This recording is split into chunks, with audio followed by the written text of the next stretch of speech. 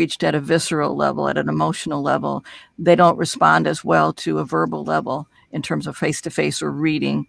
But boy, a powerful film can, if it's done well, the visuals that go with it can stick with you for a long, long time. I just wish there were more films that did less with murder and the perpetrator, but instead dealt with the long-term aftermath of murder. Yeah, and I do think that's a really interesting side to highlight. It's always again pivoting the conversation. My dad had Alzheimer's at a very young age, and you never really. It's the carer sometimes that gets forgotten, and so my stepmom hadn't. They don't always get support. So it's all about the patient, and of course it should be. They're the ones losing the memory, and they're shrinking before your eyes. But the carer doesn't always get the have an advocate for them or support system. No, that's true. I went through a cancer treatment, and my daughter was my caregiver for 3 months, and everybody always asked her how I was doing, and nobody asked her how she was doing. And she looked older and every day, poor thing. But you're right. Yeah, definitely. I'd love to hear from Miss Wong as well, her thoughts on that as well, about the role of activism and the role of telling that part of the story. I think just to start with, going back on what Jan was saying, I know that there's a filmmaker desperately trying to raise capital and get a film made about some victims of a murder. So hopefully the message is getting through and it's changing, because it's a fascinating story about everyone that was involved. So, she knows, but when she was trying to get it funded, she's coming up against resistance exactly for that reason. People don't know about the perpetrator, and they've done a film about the perpetrator, and she's like, why is this man getting infamy? His victims and her story is still unknown, and it's really quite sad.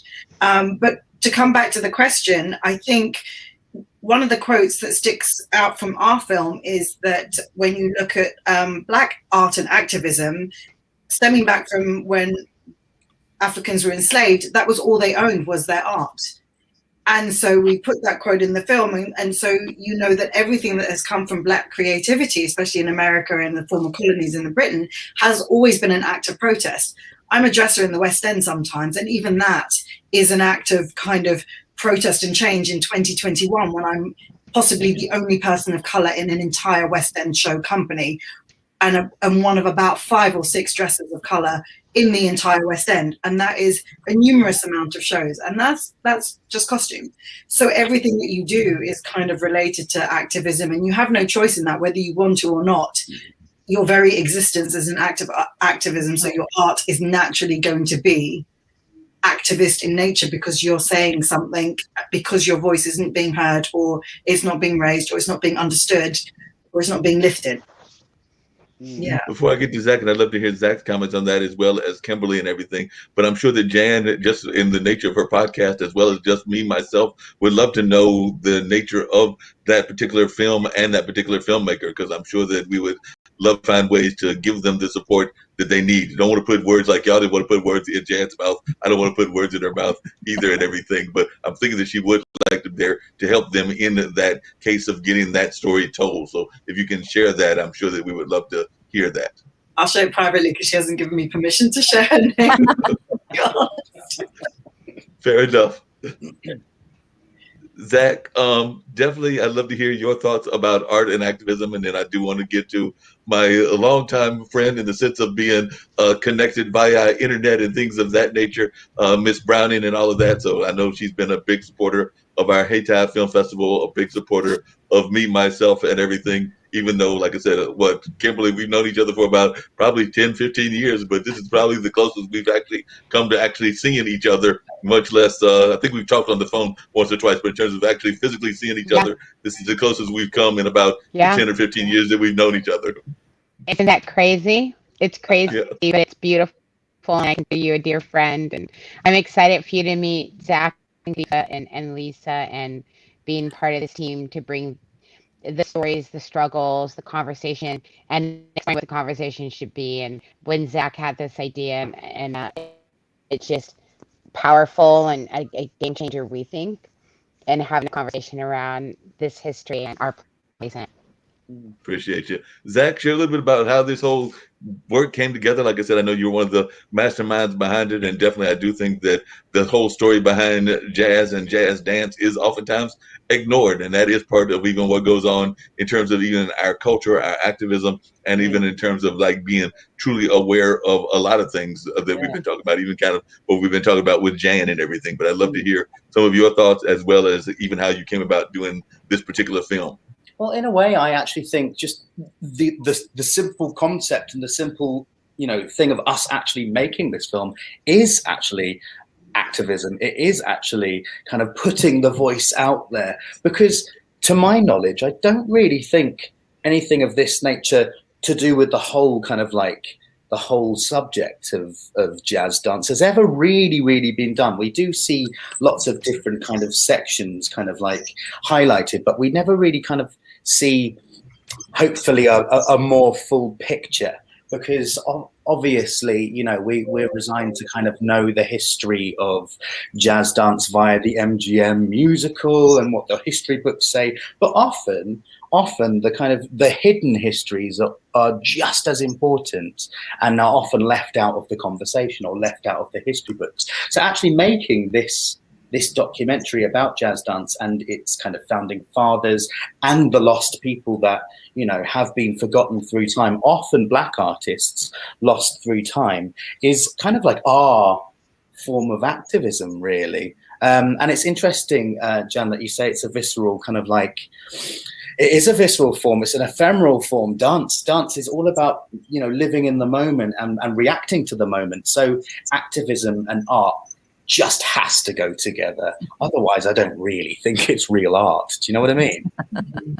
I would definitely agree with you on that. One of the other things that I know that our founders have talked about, and I'd love to hear from all of you, and I'll start with Jan, is the aspect of education. And I sometimes think that our education system doesn't do enough to support our arts, but it also doesn't do enough, in my mind, to even support kind of our psychological and mental development, which is a lot of what we have to deal with, even when you're dealing with something as harsh as murder and homicide when you become an adult and things of that nature. But I'd love to hear, starting with Jan and then coming to my filmmakers, your thought as to how we're doing in the education system in terms of dealing with some very pertinent issues, because I don't think that we're doing all that well and that we could do a lot better than we used to do. But I was just wondering your thoughts. So Jan, what are your thoughts about the way the education even dealing with a lot of psychological issues and just dealing with coping with these issues? I know a lot of schools have guidance counselors, and even when there is a major case, that's oftentimes where they will go to if it happens on a school ground. But I don't know that they do enough of that work, and I'd love to hear your thoughts.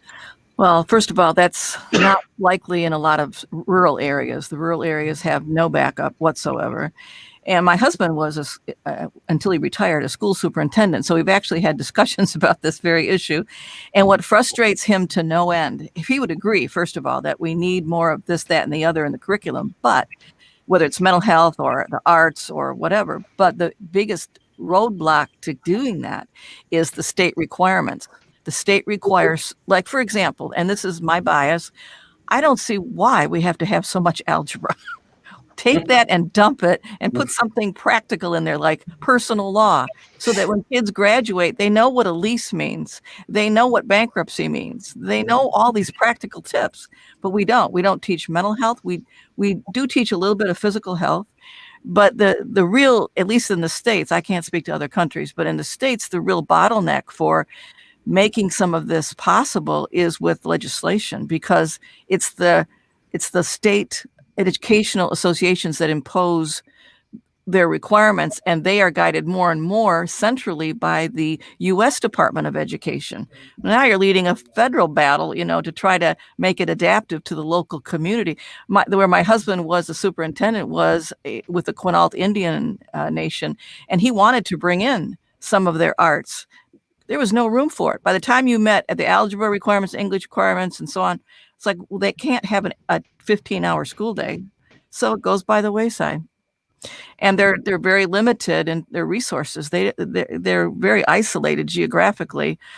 They live in the school was in a rainforest, just to give you a visual. So there was no chance that it was going to change in his lifetime, sadly. What about your own thoughts, Lisa? What are your thoughts about the whole concept of whether we're doing enough of teaching the arts or even teaching like film and a number of other things? Because I think that that's something that we need more of, but I'd love to hear your thoughts. Well, yeah, I mean, it's the first part of the curriculum that they try and cut, I think, in any kind of financial drama. I was raised in England, and my school did have dance, it did have drama, so I was lucky in that respect. Although to take dance, I did outside of school hours because there wasn't enough of us to do it. I do think what we're finding, the more people view our film on its festival journey, is the demand in the educational system. Like, so many people reaching out that want to show it to their students, need it in their curriculum. And so there obviously is a missing link or a gap in the whole curriculum system that isn't being fulfilled. Luckily, there's great educators that are fighting for that to bring it in. So we have a good grounding there and good foundation and contacts to get it into the educational system in the US anyway. The UK, again, they cut the arts very, very quickly. So I think it's always been an issue, and I think we all have to be activists again, as you say, the theme of the show, to make sure that that doesn't happen or try and bring it back. Yeah, definitely agree with you on that. One of the things I'd love to hear from Zach and everything is that we definitely know that this is an international film because, like I said, you've got folks from London, you've got Kimberly over there in California, you've got a number of other folks, including I saw that you had even some of the people that you interviewed. Like I think Debbie Allen was one of the folks that was interviewed and everything. So definitely has very much of an international flair. So I was wondering, how did that come about and the importance of that international flair to the whole conversation? Well, jazz dance, to me, jazz dance has traveled the world over. It's migrated. Yes, it started off from a troubling time in American history. It started off via the transatlantic slave trade and all of the different cultures and different rhythmical patterns that kind of evolved from those times, going into the 1900s, going into the jazz era. So there are so many world influences that have taken hold of this one art form that we kind of like umbrella term as jazz dance, but actually there's loads of other kind of things that filter underneath that. But just to go back into education very, very quickly, you can see through this pandemic that people are desperate for an outlet. People are desperate for artistic license to do things. People are getting creative, whether they're creative people, professional creative people or not. People are desperate to dance. People are desperate to sing.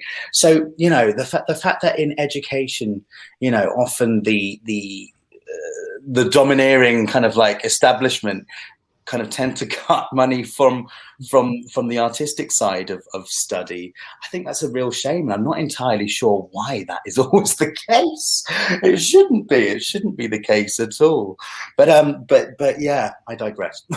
I digress. That's just something that really, really pains me a little bit to kind of hear, because as an artist, as a dancer, as a musical theatre kind of person in the West End, people pay money to come and watch these things when we're not in a pandemic, and now they're paying money and desperate to see art on our screens whilst we're sat at home all the time.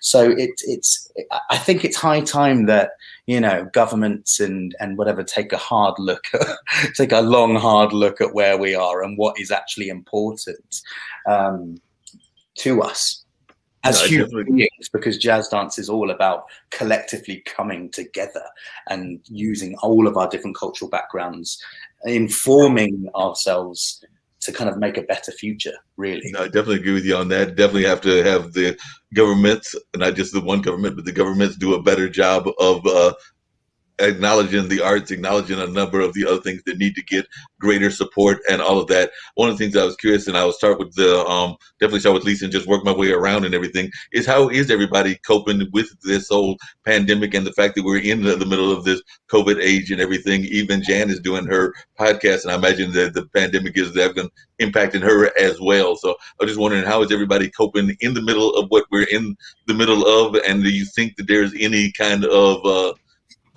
rainbow, well, pot of gold at the end of the rainbow that's coming nearby or anything? Because I've heard some folks that have even speculating that it might be another year or 2 years before we go back to seeing live performances. I'm hoping that they're very wrong, because I'm on the board of the Carolina Theater, and I definitely want to go back to doing live performances and not just doing virtual performances, because I know even some of my festivals have been virtual music festivals that I've been involved with. And of course, the one that y'all are going to be part of is a virtual this year as well, when it's usually a live event and everything. So definitely, I would love to hear your thoughts as to how you're coping and what you're doing to cope in this kind of crazy era that we're in, and what your feelings are about when we will go back to being live. Lisa? I thought you were going to go to Kimberly because she's a big expert on this, but pandemic-wise, I was talking to my husband saying, my God, middle of March, it would be like the year, and it's like the middle of February already. We're already 11 months into this. It's kind of insane how you've just adjusted to a new normal, which I just call it the new normal. I get excited if I go out for a coffee in my mask and sit on a table away from everybody else, but that feels like my new normal, and I come home feeling amazing. I am an optimist at heart, so I do believe that there is a light at the end of the tunnel, and even with these naughty variants that are popping up, as viruses do, they do mutate. You know, how many flu viruses are there that the flu shot does not protect you from? I think this will be a similar thing, but I do believe that the vaccine will help us as long as enough people have it. And that I'm an optimist, so people will probably not agree with me, but I'm like, no, fall, we're going to be good by the fall. And I have to believe that. And I think that will help me get through. And if that goalpost gets shifted, you adjust, because, you know, we're all grown-ups. But that's kind of helping my mental health at the moment. We've had a completely virtual premiere, virtual film festivals. The festivals have been amazing, I have to say. It has meant that there have been more eyes on the film, but then we have missed out on the live experience, which I love in film festivals. So, you know, there's two sides to every story, but more people have got to see the film, which is the silver lining, I believe. That's great. What about you, Kimberly? What are your thoughts on the whole concept of whether we're going to go to have some actual live performances before the end of this year, or we're looking at 2022, 2023? What is your thoughts and reflections? You've been doing a festival that I find truly amazing for decades and everything, that being the Hollywood Shorts Festival, and I imagine that y'all have gone virtual as well, but definitely was wondering, how have you pivoted within that? And also, even coming back to Jan's conversation, I was wondering if you've had any stories that have kind of dealt with that whole heartache and actually the victim aspect, even in some of the films that you have shown. Absolutely. Both films that I've shown and made over the years. And so documentary and narrative are both such powerful instruments to help tell the stories for people who can't relate their own and can't find the words to speak their own victimization and lack of help and support when they're going through these traumatic journeys. And so, you know, I've covered everything from school shooting as an hour drama on cable television, to teen suicide that we did in a really experimental hybrid, half animation, half kind of Harold and Maude kind of way. Originally, we started as a doc about teen suicide, and we were talking with survivors. And then as we got some mentorship from some elder statesmen in this space, being able to do it surrounded by a narrative, they told us we'd hit more kids and we'd hit more families. And that's absolutely what happened, because we found this innovative way to tell the stories of about 500 different families and suicide survivors that we had documented. And it ended up being a film that went to the Berlin Film Festival, is currently playing on Netflix, and is, you know, it took us forever to make it, but it had a much better impact than, say, a doc in that space to that audience. You know, parents sitting around trying to watch documentaries about, you know, that subject matter in the 2000s. And so the power of the importance of of people to be able to tell their stories, especially through trauma, Film and music have always been a wonderful pipeline. I mean, let's talk about the blues, right? And that was infused and an outcry from suffering and survival. And so this practice in our medium is now expanded into so many different explorations, including podcasting, where people are all finding these great avenues to share what has happened to them and find that you're not alone. And to me, that's such the big power. And then enough people not being alone can affect change. And oh yeah, we're going to be doing live stuff. We're going to be doing it big. It's going to be like the 1920s all over again. And what's exciting is that there's going to be so much innovation because of the things that we've all learned as exhibitors and things that events that have been doing things 30, 40 years the same way have come out of their shell and are trying something new. And hey, it works. So it's not only going to be amazing, it's going to be better and different and more inclusive. And I think the barrier to entry for some of these live events that people felt like they couldn't afford, it was too far away. I think there's going to be more avenues for everyone to be able to participate more, even things that were a bit more exclusive. And like every year, I'm always hoping to have something play at Haiti. Haiti's heritage is my soul home, and it's always one of the most important things for me. And it's been such a warm, safe space for me as a filmmaker over the years. It means the world to me to have uprooted and be able to bring my colleagues with me to meet the Haiti family. And Mark, you just had my back for such a long time and helping tell difficult stories and what we've all been able to share together. So, I'm really excited about what we can do and what we can all do together, because now your phone is your camera and you can tell your story and we're all here for it. Yep, definitely. I agree with you on that and everything.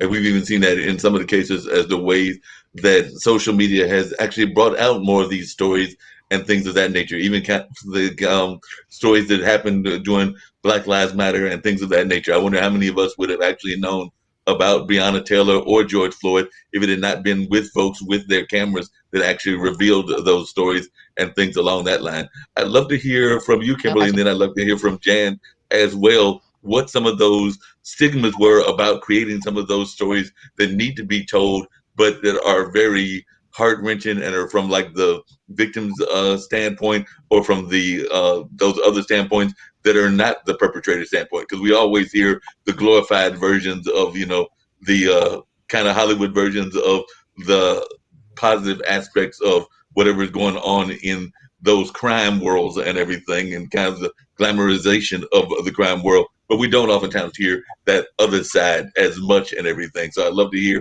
what some of the things that you ran across were. And then I'd love to hear from Jan some of the things that she ran across, even as she was doing the book and the podcast. So I'll start with you, Kimberly, and then go to Jan.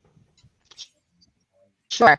And I think some of these archetypes are being challenged now as we have new awakenings about how people are being portrayed on television, because a lot of times, many times, the victimization of women feeds into the type of narratives that would come through, say, the Hollywood system. So that's why I find the independent film world has really always been a space where people's stories and things that are inspired or absolutely a capitalization of kind of ripped from the headlines, Law and Order type of storytelling has to go through this pipeline that's really committed to, say, the hero's journey and a narrative, which of course always ends up being the white savior, right? The blind sides.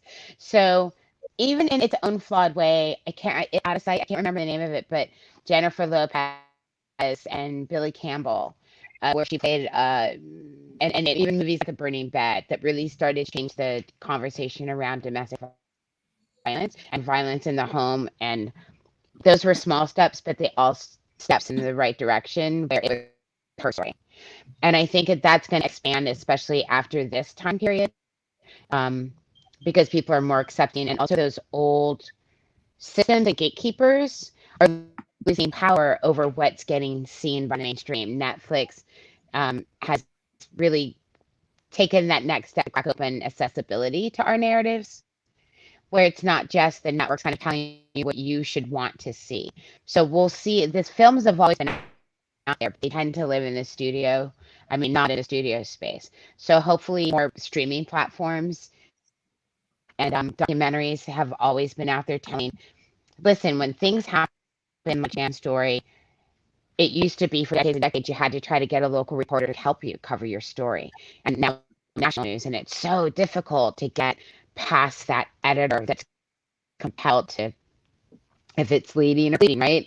And what they're choosing. And documentary filmmakers have been that next layer of advocates. So I really encourage people, if you've got a story to tell and you're not getting the help you need from the media, find a local documentarian in your neighborhood. I guarantee you to help you tell your story and get it out there. Without the combination of social media, there's no, it's so much easier to find people who are going to be able to join and raise their voice with you and make you undeniable.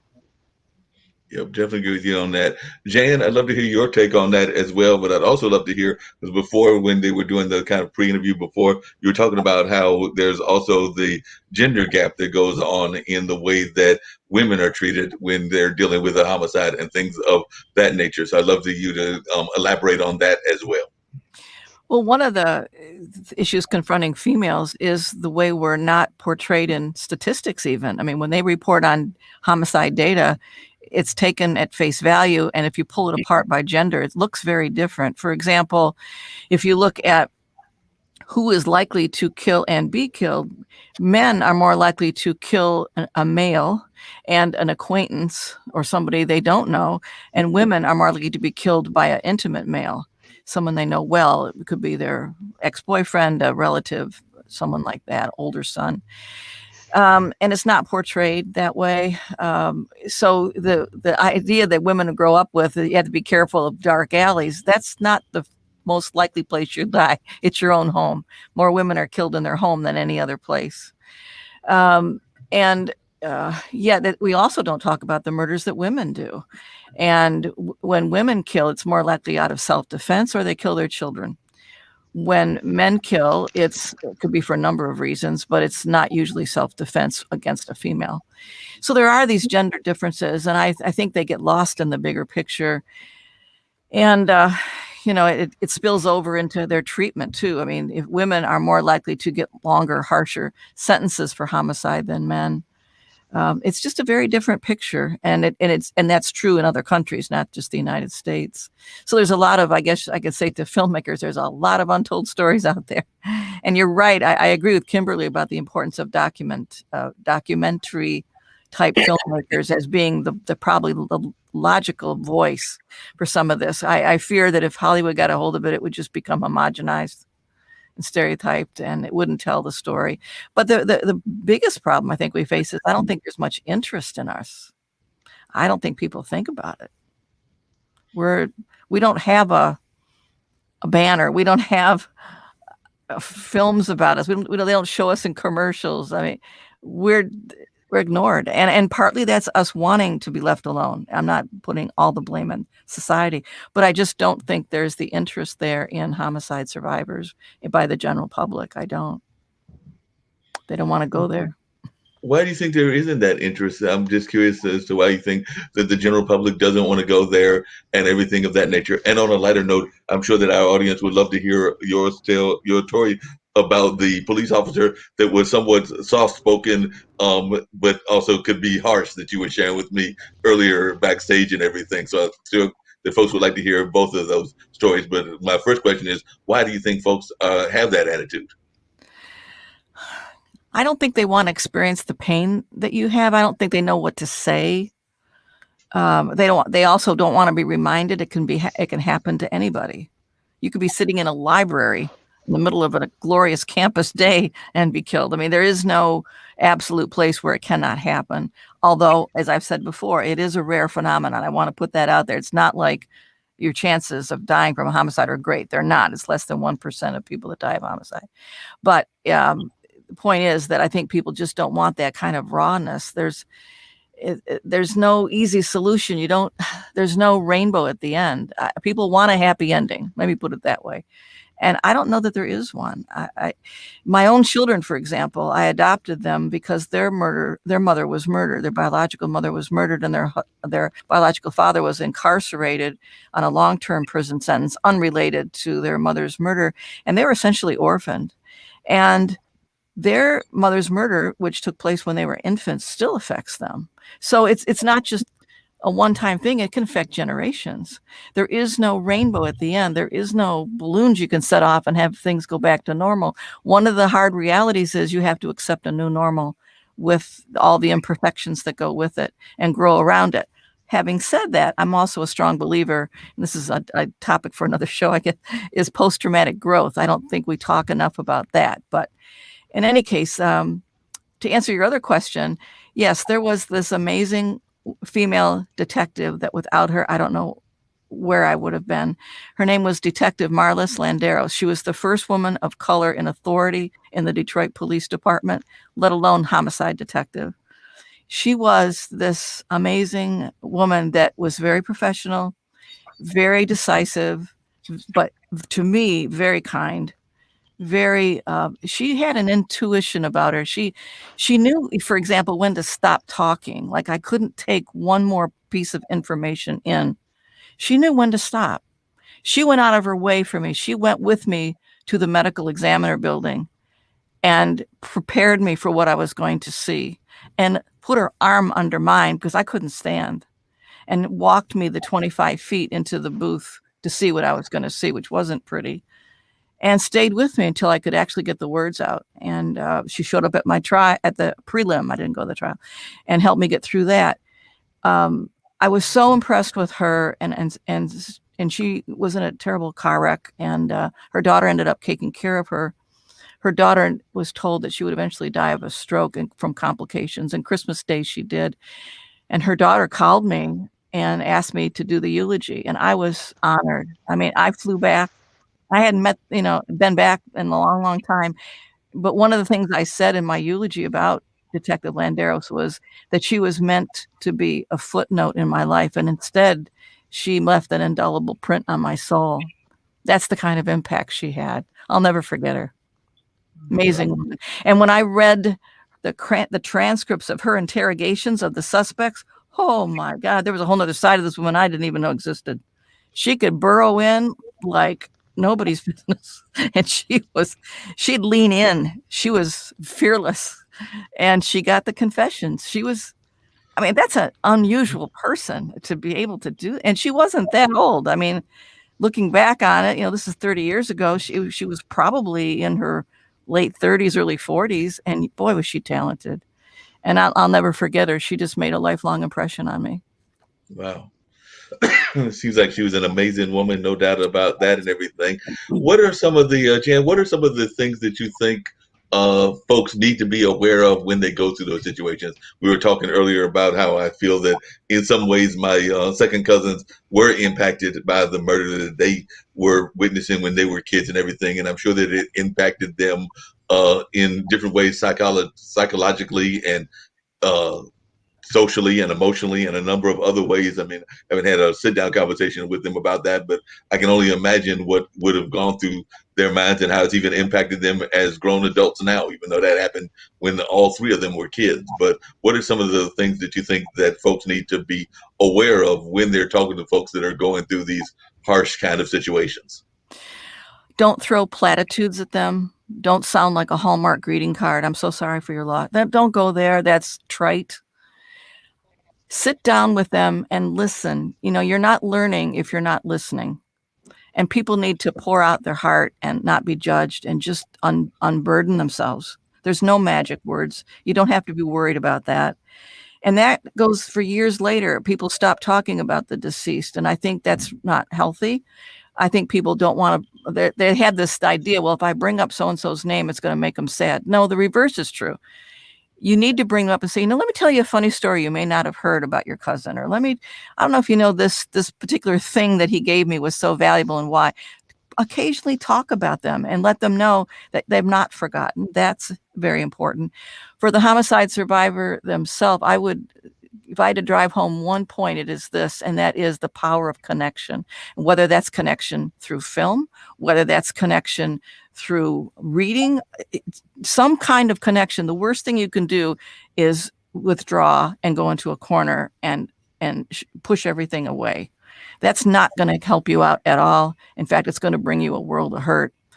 And by connecting in any form you can, you'll find people like you. You'll find you felt that too. You remember that. You experienced that. And it's so refreshing. It's like the door opens, because there's no way that you don't have a sense of we-ness. There's no sense of camaraderie among homicide survivors. They all feel like a voice in the dark. That there is no national association. There's no legislation behind us, that we're forgotten and overlooked, and nobody cares. And your attitude about society is not the greatest either when you've had a homicide happen, because it sure teaches you how dangerous it is out there. And so I think that the connection can't be overstated in terms of its importance. No matter how you can do that, do it. Competing in a sports event, it doesn't matter how you do it. But to be able to connect, especially at an intimate level, is so important. And I think that films and dance, they can do that. They can reach you without having to have you speak, without you having to explain a thing. You can just be sitting there watching and going, "That's my story. That's what happened to me," and that's gratifying. That's validating. There is no way to overemphasize that importance. Yeah, that makes a lot of sense. And as you were saying it, I was actually on a friend of mine podcast that she does, one of these streaming podcasts on another platform called Bull City Hangout. And she actually had Willa Brigham on, who is a local storyteller. I'm hoping to get her on my show as well. But we were talking about the importance of storytelling. And it seems to me that that's something that all of you are saying, which actually many people may find unusual that we're saying this. Jan, what you're saying is that even folks that are going through those homicides and everything, that they need to be told the stories of the family members. They need to be told the stories that are have been involved in their life. And I know that filmmaking, storytelling is very important as well. So I'd love to hear from everybody, and I'll start with Ms. Wong and everything, the importance of storytelling, because it does seem to me that no matter what the story is, that's something that we don't do enough of. I can't tell you how many times I've heard about folks that have passed on, and one of the great regrets is that we haven't sat down and told their stories, or we haven't got the full story. Like, we might have got part of the story, but we haven't got the full story. I know that there was a gentleman here in Durham, Skippy Scarborough. He was known as the historian of Durham and knew a lot of the history of our old Black Wall Street and things of that nature. And I think that some of his stories were written down, but I don't know that all of them were written down, and now he's gone. And now there are a number of other cases like that where folks have told these amazing stories, and how much of it has been written down and how much of it do we actually have in the physical form, whether it's a movie, whether it's a book, whether it's a radio podcast. So I think that the storytelling aspect is very important to society, and I don't know that we do enough of that. So I'd love to hear your thoughts about storytelling, Ms. Wong. Yeah, I don't think we do enough at all. Storytelling forms who we are, just on a sort of basic human level. And I know, as someone who never met her grandfather, for example, I carry his last name, but he died when my father was 2. And what I wouldn't give for some kind of story to fill in the picture of this man, just to add to my own identity, because I have no idea what part of me came from him other than the name that I carry. But some stories, some recollections, anecdotes would be invaluable. And I think, that was how we used to pass down history through the ages, was through storytelling and our stories. And some of them still are with us today. You can trace those stories in different cultures, but they're all very, very similar. And I think we never should lose that. And yes, fair enough, we tell stories through film, we tell it through dance, but the verbal stories from person to person to person to person is something that I hope we never lose. And something that I think we should now, with the sort of technology, when you've got your phone, get your grandparents, get your parents, and just record their stories and their lives. So when they're no longer with you, you'll be able to kind of understand, what your own kids are doing and what their grandkids are doing, and just help you form that identity. And it's something that I'm trying to do with my family, if COVID hasn't get in the way, is to start just recording these stories and just speak to them and go, what was it that you were up to in your younger days? just to find out. Yep, makes a lot of sense. And Zach, I'm also curious because I know that one of the things we have here in Durham is, speaking of folks that passed on, was Baba Chuck Davis was the founder of the African American Dance Ensemble, which is definitely a world-renowned dance troupe and things of that nature. And he originally, I think, started it when he was in New York and then moved it down here to Durham, North Carolina. But I also don't know that we oftentimes know the importance of dance to storytelling. And a lot of times dance is very much a part of the storytelling narrative. We oftentimes think of storytelling in the sense of the more verbal version of storytelling, but definitely I would argue that dance is another form of storytelling. So I'd love to hear your thoughts on that. Oh, absolutely. I mean, dance. If you go into the musical theatre, let's say I'm a musical theatre person. Generally speaking, the kind of the order of things go: you act a scene, the emotion takes you into song because you can't suppress the emotion, and then after that song you go into dance because you cannot suppress. So you have to go. It's almost like therapy. Dance is almost like therapy. And if you think about West Side Story, what are the most memorable moments within West Side Story? It's the opening and it's the dance of the gin. So it's dance that actually really kind of sticks into your head, because if you have a really good choreographer and director, you don't need to use words to tell a story. Kind of touching on what Jan was saying earlier on, you don't need to use words because we're using our bodies, which is the human experience. It is connection, it's touch, it's feel, although we can't touch and feel at the moment, but it is touch and feel, and it is that sensation of heart, and it is using your aggressions, and it is using your love and your pain and your joy, and through your body. I think it's just, what better way than to actually tell a story through dance. And actually dance, quite possibly, as Debbie Allen says in our film, quite possibly is like the oldest form of narration that there is. We before we could talk, before we could write, we were dancing. So Debbie Allen says. So, it's so important for us as humans to get down and move together. And that would I would definitely agree with you on that.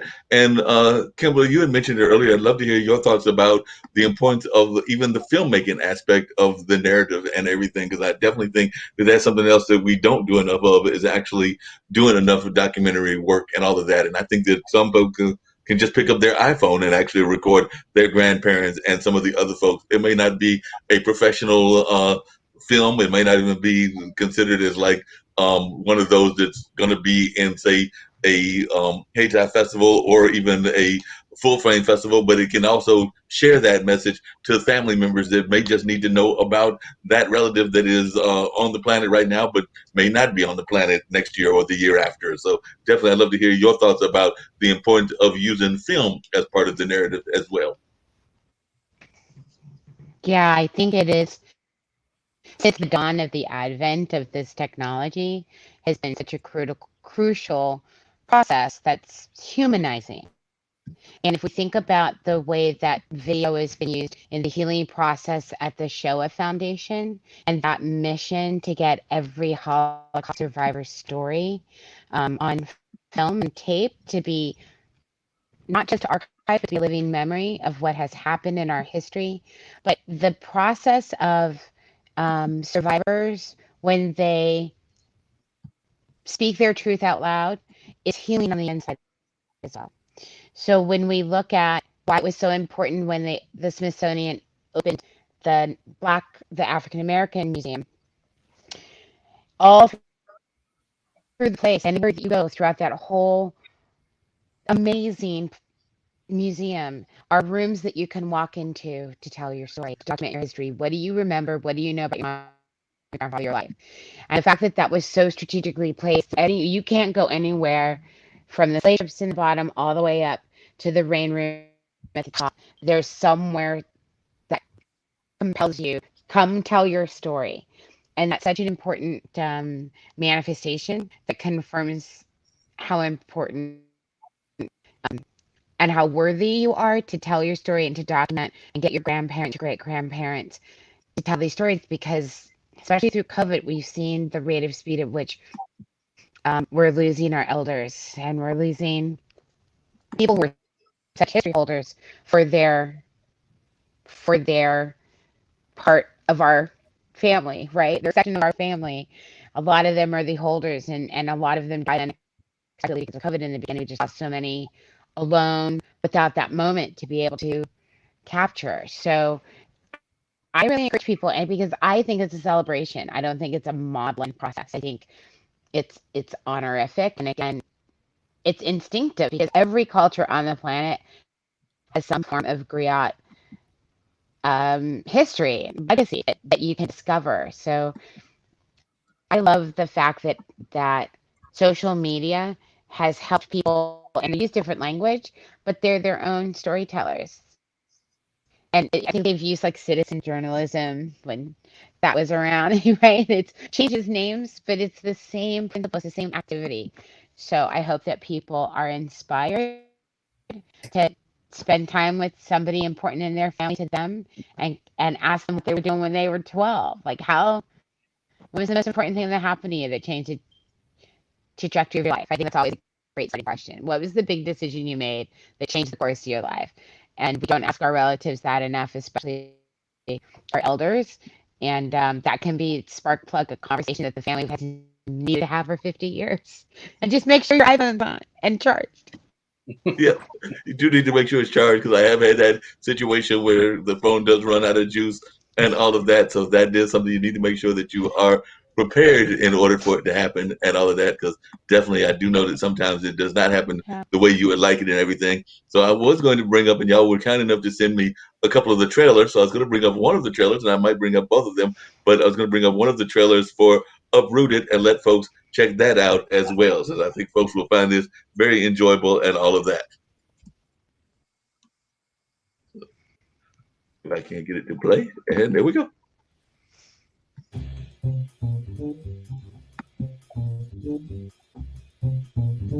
A great jazz dancer has a strong sense of self. A great jazz dancer isn't afraid to get dirty. Jazz is an opportunity for everyone to bring their own culture, their own style. And it's really what they feel in their heart and their soul. Great jazz dancer knows how to focus, how to get the audience to look at them and say, this is what I want you to look at.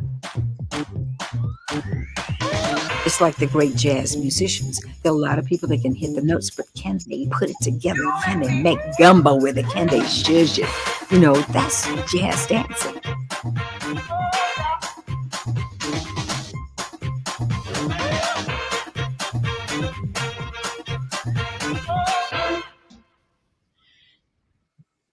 That was the first one that y'all sent me. I'll get the other one on shortly as well. But definitely, I agree with y'all that jazz dancing is definitely something we're seeing more of, and more people are actually involved in the whole concept of jazz dancing. And one of the things I'm thinking is that a lot of folks are even finding dance in general to help them during this COVID era and everything. I know that actually my dad's significant other, I want to say she's in her 70s, but she is definitely involved in dance. She was a dance critic here in this area, originally from New York and everything, and is still, even though she's in education, involved in the dance world, and has done some dance performances of other folks that might be in that age range. So I know a lot of folks that are in their 60s and 70s, but still find very enjoyable to do modern dance and incorporate some jazz dance into that as well. So I was just wondering if I could hear from all of you the importance of dance to your life. Even Jan, maybe Jan uses dance every once in a while to get out of some of her other thoughts and everything. So I'll start with you, Jan. Do you ever get to a point where you need to have that moment of dance and just a relief, and not necessarily some of the other more harder things that are on your mind all the time? Let me tell you a true story. When my girls were little, I always tried to get this sense of we-ness, and they're black. They're both my daughters. They're black, and I did not want people looking at us like I was their babysitter. So we had this thing that we would do. We would all dress up the same. We lived near a boardwalk off of Puget Sound at the time. We'd all dress up the same in purple, and I got them dancing on the boardwalk together, and we always had the same tune, and we would just bust out into it occasionally. Well, Fast forward many, many years. My one daughter's daughter was in the hospital recently, and she had a serious brain tumor, and my daughter was kind of doldrums. I just bust out into that same song. I still remember it today. The look on her face, she laughed, she doubled over. She says, remember when we would do that and we would have Janae with us and we would do this and that, and then people would look at us and then some would clap, and I go, I remember that. And I thought you needed that reminder. And here we are 30 years later, and she never forgot it. It's one of those things as a mom, you hope they remember, but you don't know if they're for sure, if it's going to be significant in their life. She still remembered it, and it still had the same impact on her. And we just made it up. It was a silly song, but it had no words. It was just rhythm. But it still brought her some relief from those moments in the hospital. So yeah, I do think it's important. And I would add to what Zach said, that it also is an international language. You don't need to speak words, and people know. They can look at somebody who knows what they're doing in a dance, and it resonates with them regardless of their language.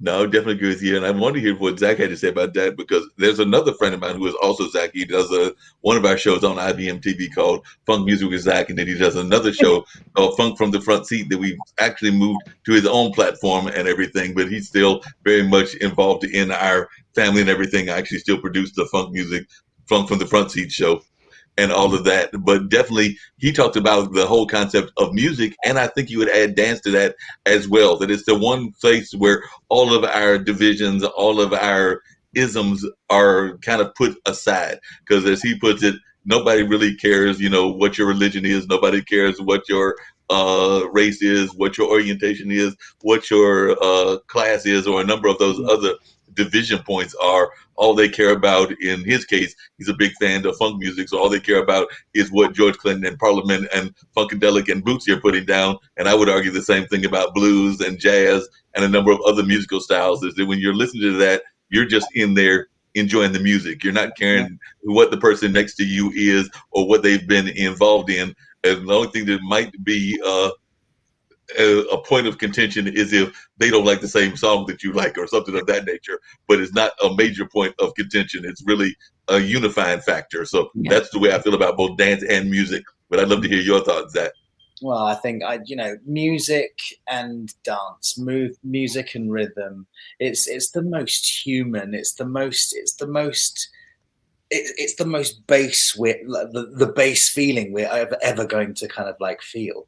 We're the first sound we ever hear. We explain in our documentary, but the first sound we ever hear is our mother's heartbeat in the womb, and that just takes us and goes on. And maybe music and movement kind of reminds us of that safe space when we're in our mother's womb, and that continues to grow and evolve over time. So, music and dance to me, God, it's the most elated kind of feeling you can actually have, in my point of view anyway. I love it.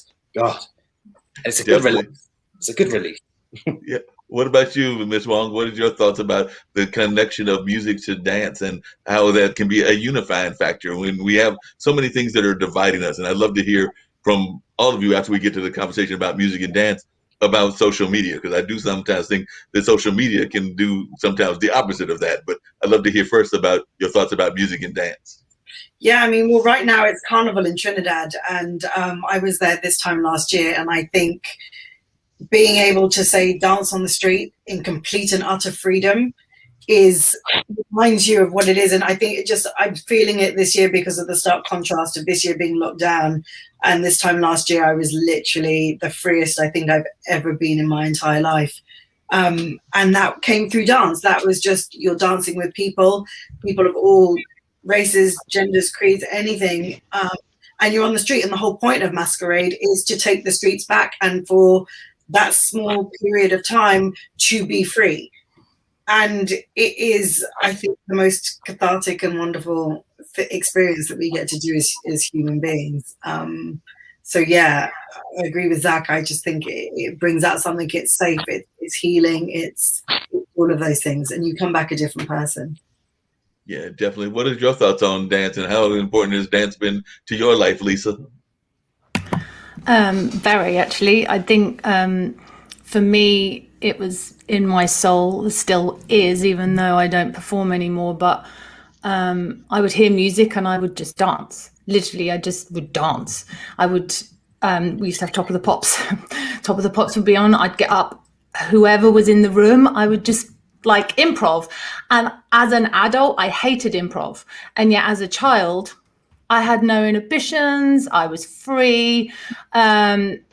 I think jazz dance is community. It is improvisation, and it's got such a social aspect that there is no. It's just such a organic way to communicate with each other without words. And like you say, you don't know what that person even stands for, but it's just, I don't know. It's been incredibly important in my life, and it can give you distraction when you need it. It will always make, for me, happy. It can make you depressed when you're getting older and you're like, what's happened to my body? But apart from that, when you let that go, it's like, oh, whatever, just enjoy the soul. It comes from your soul. So yeah. Well, I've got good news for you I got real good news for you in that department as well. But I am part of a group called Daybreakers, and they're the ones that used to do those day parties and everything. They would do them on a regular basis, and they've gone virtual, and I've become good friends of them, and definitely will attend those Daybreaker parties when they have them on like Saturday mornings and some of the other days as well. And of course, they've even had conversations around social justice and things of that nature. So they actually use their Daybreaker parties as part of the activism conversation as well. But I can tell you for a fact that there are people that are globally there on these Zoom Daybreaker parties that take place regularly and everything. I think the folks that organize it are probably somewhere in their 20s and 30s, but there are folks that are definitely in my age range of the late 50s. There are even some folks that are on there that are in their 70s and 80s, and we're all in front of our TVs making perfectly good fools of ourselves, because I know I have two left feet, but we're just having a good old time doing it and all of that. So like I said, while we're making complete fools of ourselves and everything, nobody is making a judgment, and everybody's just enjoying themselves. And they're also including some mindfulness activities in what they do as well, because I know a lot of times they'll have yoga people involved and a number of other things. So it's just a good feel-good activity that they have going on a regular basis. And it actually came out of the whole COVID experience, because like I said, in the past, they would have taken over a rooftop or a building, whether that was in New York, Miami, or a number of other places, but they couldn't do that either. So they had to, as the famous expression goes, pivot and come up with another solution. So they went and got the backdrops and did a number of other things, and they do these things on a regular basis. I think they've started back this season again and now, so I actually need to start doing it again one more time, because I did take a little bit of a break as they took a break as well. But I think that the season has started back, because I still get their emails and everything. So if you turn on your Zoom or TV and see your Daybreaker party, you may see me making a complete fool of myself. And who knows, I might send an invite to Kim and she could do the same thing with me and everything. So like I said, I do have that email to program it at Hollywood Shorts, and now I've got Jan. So I might be inviting all of y'all off to the party as well. And we'll just see what happens. Even Jan could come and join the party. One of my fondest memories of when I was a child is that on the rare occasions when my parents had a quibble, they didn't really argue much, but then, nobody gets along 100% of the time. The three of us kids would goad them to jitterbug to break the tension. And it always was the answer, like, I don't feel like dancing. I don't want to dance with him. Come on. Then we'd put the music on. The next thing you know, they're jitterbugging. And the whole thing blew over. Whatever they were arguing about was gone. They don't even remember. And that was always in our back pocket as the go-to to make things right again in our house. Yeah, you got to have those back pocket activities. There's no doubt about that, because I know that even I remember as a child watching my parents sometimes do, and this is really going to date me and everything, because it'll let you know that I was around during the disco era, but they would definitely show me and my younger brother that they were not above doing the bump and doing the bump as part of the dance and all of that. So definitely that was going on. So Kimberly, what are some of the important aspects of dance in your life? I know you're oftentimes busy being a filmmaker and a storyteller. Yeah. My first art language is music, and I'm a third generation professional musician. So I don't know a life that wasn't with music because my grandfather um, played all over the country. He was the jazz. He would play piano in the movies, in the cinemas during silent movie era. My grandmother, of course, played in the church. And my dad had 9 brothers and sisters, and every single one of them played some sort of musical instrument to various levels of career. And so obviously dance is the next component of that. So I very early age was in the jazz and blues traditions, especially as a woodwind player. So I'm very blessed. I know I'm blessed as I got older, and how many people didn't grow up infused and encouraged to express themselves any kind of way, and that it was essential for our health. So I'm really grateful to have those tools and to be somebody who's a messenger in that way. And I treat my filmmaking the same. Yep, definitely. You're doing a great job with that and everything. One of the other things, and I mentioned it kind of as just a side, but I didn't want to come back to that and everything. But we definitely know that social media has had some very positive impacts about being able to tell the stories and everything. But we've also seen forces that have used it in the negative aspect, and sometimes used it in a very negative aspect and all of that. And I imagine that's even been in the case of some of the stories that were going on with the media and what you've dealt with, Jan, and everything. So I was wondering if everybody could talk about their thoughts about social media, both its positive and its negative aspects. Because personally, I think that person that just left 1600 was using it way too often and in way too many negative kind of component ways. But that's just my thoughts on him and everything. But definitely, I would love to hear your thoughts on the whole concept of social media and how it's being used either effectively or ineffectively. So I'll start with you, Jan.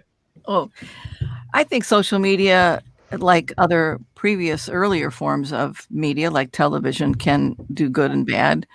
I think that everybody with a phone now is a producer and an actor and director. I get concerned when it's forwarding myths and things that aren't true, that are things that are just made up to make it appear to be so, and then people take it at face value. That worries me. And then it's repeated again and again and again as if it is true. On the other hand, there are certainly things that you can sensitively record that are important, whether it's the story of your family or whether it's something that you are a witness to that can be very important. So it's got a double-edged sword, like you say. I just wish there was this sense of responsibility that went along with it, that we owe being genuine and honest about what we're doing. I mean, I guess it's because it's my sort of interest area, as strange as it is. I was looking at homicides that are recorded on Facebook as they do them, and it's very upsetting. Now they get caught easier. That's the plus side. But why in the world would you record yourself killing somebody and post it on Facebook? That is just beyond my concept of normalcy. So I don't know. I like I said, I'm doing it all the time. I'm always recording, taking pictures, and I'm glad I have it. I've had opportunities to take pictures of things that would not have otherwise. And I'm not talking about gruesome things, beautiful sunsets and other things that I wouldn't have had. I had not had the phone in my hand. I'm grateful for social media that I can do my podcast. It's all about how we use it. I don't think it by itself, it's neither good or bad, but the intent behind it is important. And I just would hope there's another opportunity for what schools ought to be teaching is social responsibility as it approaches social media, that bullying is not okay and committing murder on Facebook is not okay. But it can be used for good, and it should be, and there should be responsibilities for it. And we are lacking, I think, as a society in terms of the ethics that we're trailing. The industry's out there, the tools are out there, and we're starting to get caught up with, well, what about the ethics of it? But I think we need to be talking more about that. No, I definitely agree. We need to talk more about that. And as you were saying that, I was actually thinking about some of those shows that I have seen over the last several years, where it's like some of those kind of like specials on cable and things of that nature where they will show either gruesome deaths or gruesome murders and make it like a whole entertainment value out of whatever is going on. And I'm sitting there going like, why is this even like considered to be good media or good entertainment? But I know that there have been even like series that have gone out there where they have shown different deaths, whether that's through murder or whether that's just through suicides or whether that's just through natural deaths. But some of them have been quite gruesome, and then they make like this whole Hollywood spectacle out of it and everything by whatever the cable outlets or even some of the mainstream outlets that are showing these things are. And I'm oftentimes shocked when family friends or family people will tell me about these shows and how much they've enjoyed watching them. And I also agree with you about the fact that sometimes you will see people that are doing some serious gruesome murders on a regular basis, including some that are politically motivated, and then they'll post that on Facebook or post that on other platforms, and then folks are seeming to have some sort of perverse enjoyment out of it. And I don't know what that's about our society or what that even says about our society, that is so popular in some attributes and everything. But I was wondering your thoughts on that, Jan, because I do see a lot of times that we do see these kind of stories that appear even in mainstream media. Well, I think a lot of times there's two reactions I have. One is that I think you can't necessarily blame the producers or the writers if it's what the public demands. I mean, if the public's going to tune in, they're going to produce it for them, and so it raises a question in my mind: why would this be something that the society at large wants to see? Because it isn't pretty. It's death smells bad, and it's. At any rate, that's one reaction I have. The other one is that I think, again, it gets back to the intent. If it's done well and it's done to document, to tell a story with sensitivity, that's another thing. But you can tell a very personal story of murder without even it being gruesome. It can be, implied. So I am concerned about these graphic, and it produces copycats.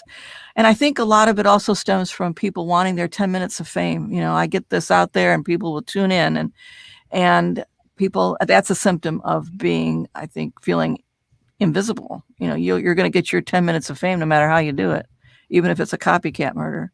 And that's sad. That says something about our society, that people feel the need to resort to that to feel complete or to feel counted is awful.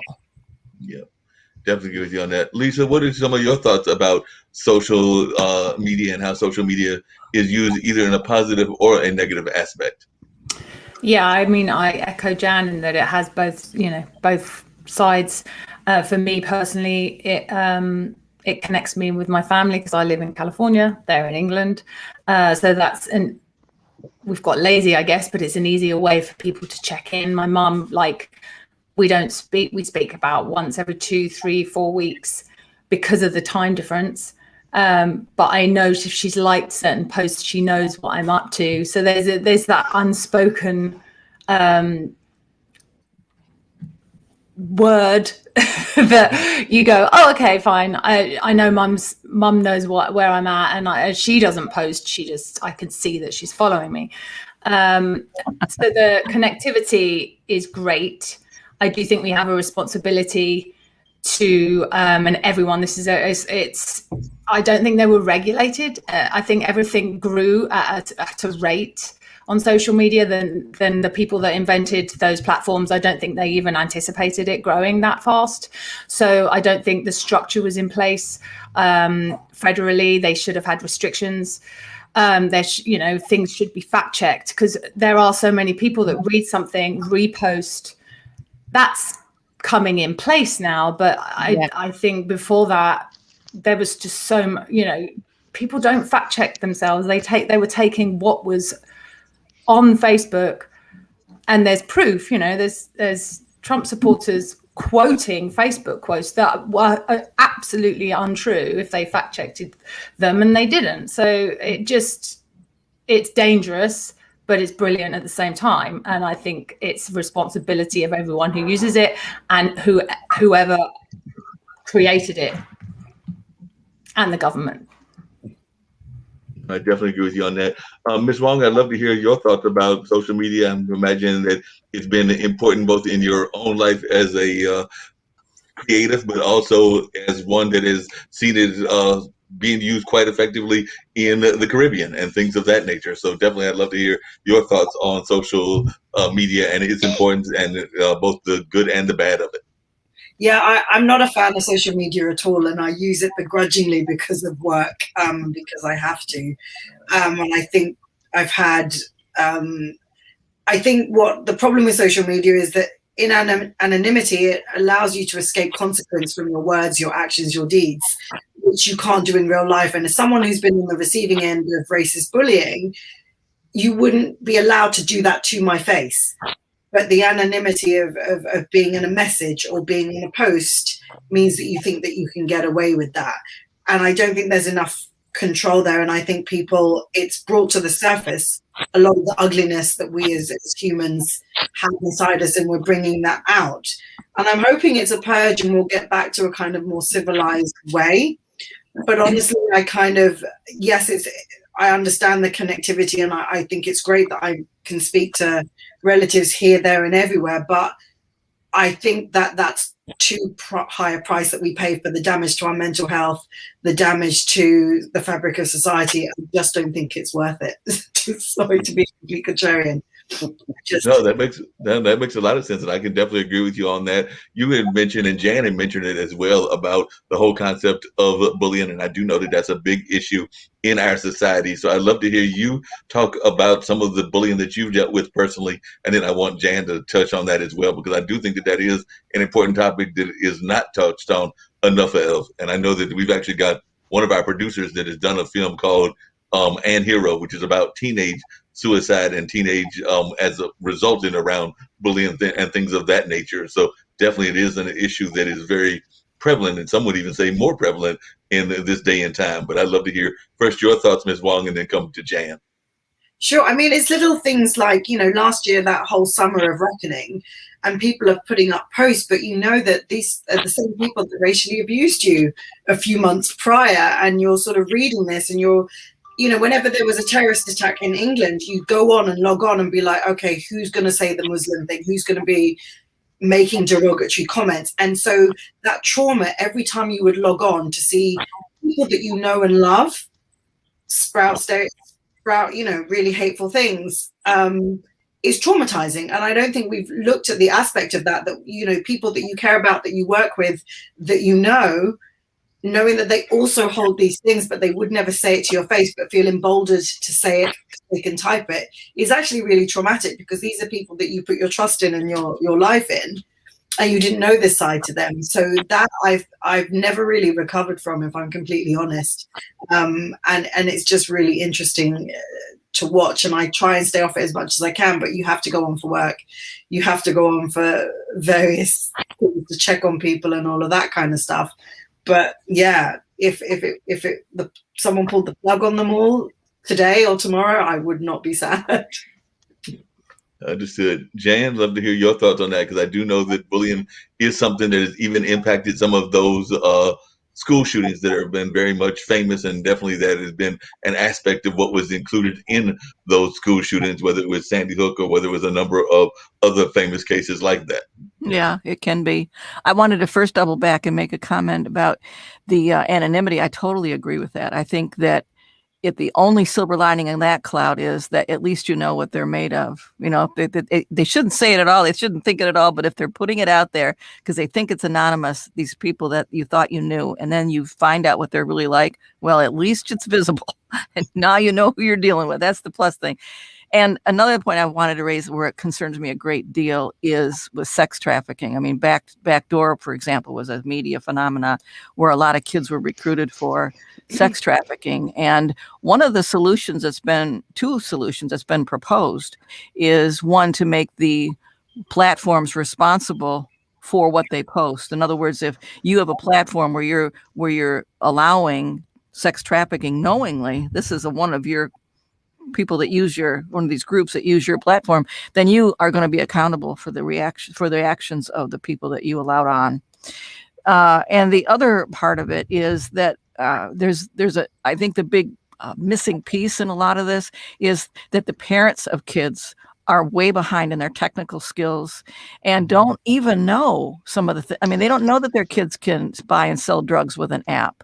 They don't know about how kids get around the rules that they set down in the house by having 2 phones, for example. And I think if schools or the YMCA someplace offered programs for parents to get them up and running and know, 1, with the dangers, what they really are, and 2, what to do about it, that would help a great deal. But I think bullying is despicable. And I think that one of the ways that my husband dealt with it at his school, this is my second husband, not my deceased husband.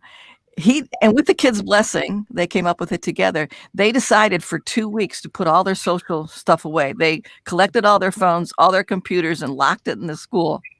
And the only way they could communicate was by telephone or in person. And these kids, I'm talking, kids that were born after the internet was founded, didn't know what to do. You mean I have to physically walk over and talk, or I can't break up on the phone, or on a text message? And they really didn't appreciate how lacking in their social skills they were until they were robbed of their devices. It was an eye-opener. And some didn't want to go back. Some did, but not all of them, which I thought I didn't expect. Wow, that's interesting. One of the other things you said, and I know we just went by Valentine's Day, and this actually came up in one of my other shows and everything. Like I told you, Jan, before, one of my other guests had been involved in a whole situation around domestic violence in the sense of being abused when she was a child and everything of that nature. And she then did get married. I think she's divorced now and everything, but definitely she went through that whole process of having to deal with relationships after having gone through such a traumatic event and everything of that nature. So I was just wondering, at what time did you feel that you got past the hurt that you went through in dealing with everything that you went through, that you were able to even to move into new relationships, whether that was friends or whether that is you have now become remarried and have been remarried for several years? But at what point were you able to be comfortable in a new space and able to even deal with new people and not bring those past traumas into your life? Or do you bring those into the relationship and just make them very open when you bring them in? I think the first real big hurdle for me was adopting my girls, because we all had a shared experience. They lost their biological mom to murder. And so that brought me away from my introspection. Now I was responsible for 2 little human beings, and it brought me out of my shell, and I poured myself into it, and I was determined to give them the best childhood that they could get, that they deserved that, and to undo what I could undo in terms of the experiences that they'd had in foster care. So that was a big first step. And then it still was a very, very gradual process. I mean, my girls didn't even know the full story of what happened to me until about 5 years ago. But it was a gradual thing. And it was, when I started writing, it was cathartic. And but I didn't share it, and I kept revising it. And the more I revised it, the more I needed to share it. And people were so positive to me. And eventually, when I started dating, it was part of my problem. Guys aren't lining up to date psychologists, let me tell you. They don't want to do that. So that was one hurdle I had to get through. And then, when I started telling him about my history, I said, well, I was married before and he died, and people just assume it's a car wreck or heart attack or something. And I even wouldn't tell him right away. I'd say, I'll tell you when I'm ready, but I'm not ready. It was very, very difficult to put it in reverse and talk about it. And much to my shock, when I ultimately did, he wasn't that interested. It was like, well, that was then, this is now, and you don't have to tell me the whole story. I care more about right here and now and your future and our future, and tell it to me in pieces as you go. I mean, I still love you. I don't, it's not a part of our current life. And he was so underwhelmed. I don't know what I was expecting. But it was okay. And then when I think it made me extra comfortable when I started interviewing the people for my podcast, and now it's very comfortable talking about it. There's nothing I won't talk about with respect to what happened. Yeah, that makes sense.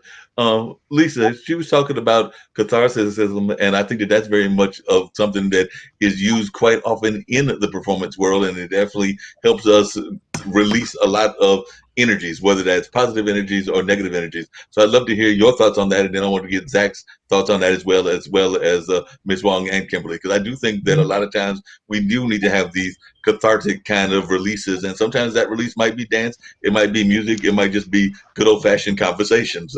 I'd love to hear your thoughts about the cathartic healing nature of performance. Yeah, I mean, I think when you go on stage, you do literally, it's not like an outer body experience because you do it 8 times a week, so you're very aware of what you're doing. But there can be moments where everything else falls away. So I've performed with a broken toe, a dislocated shoulder, with a massive migraine, but I would literally go on the stage and you're so focused on what you're doing, it takes you out of that.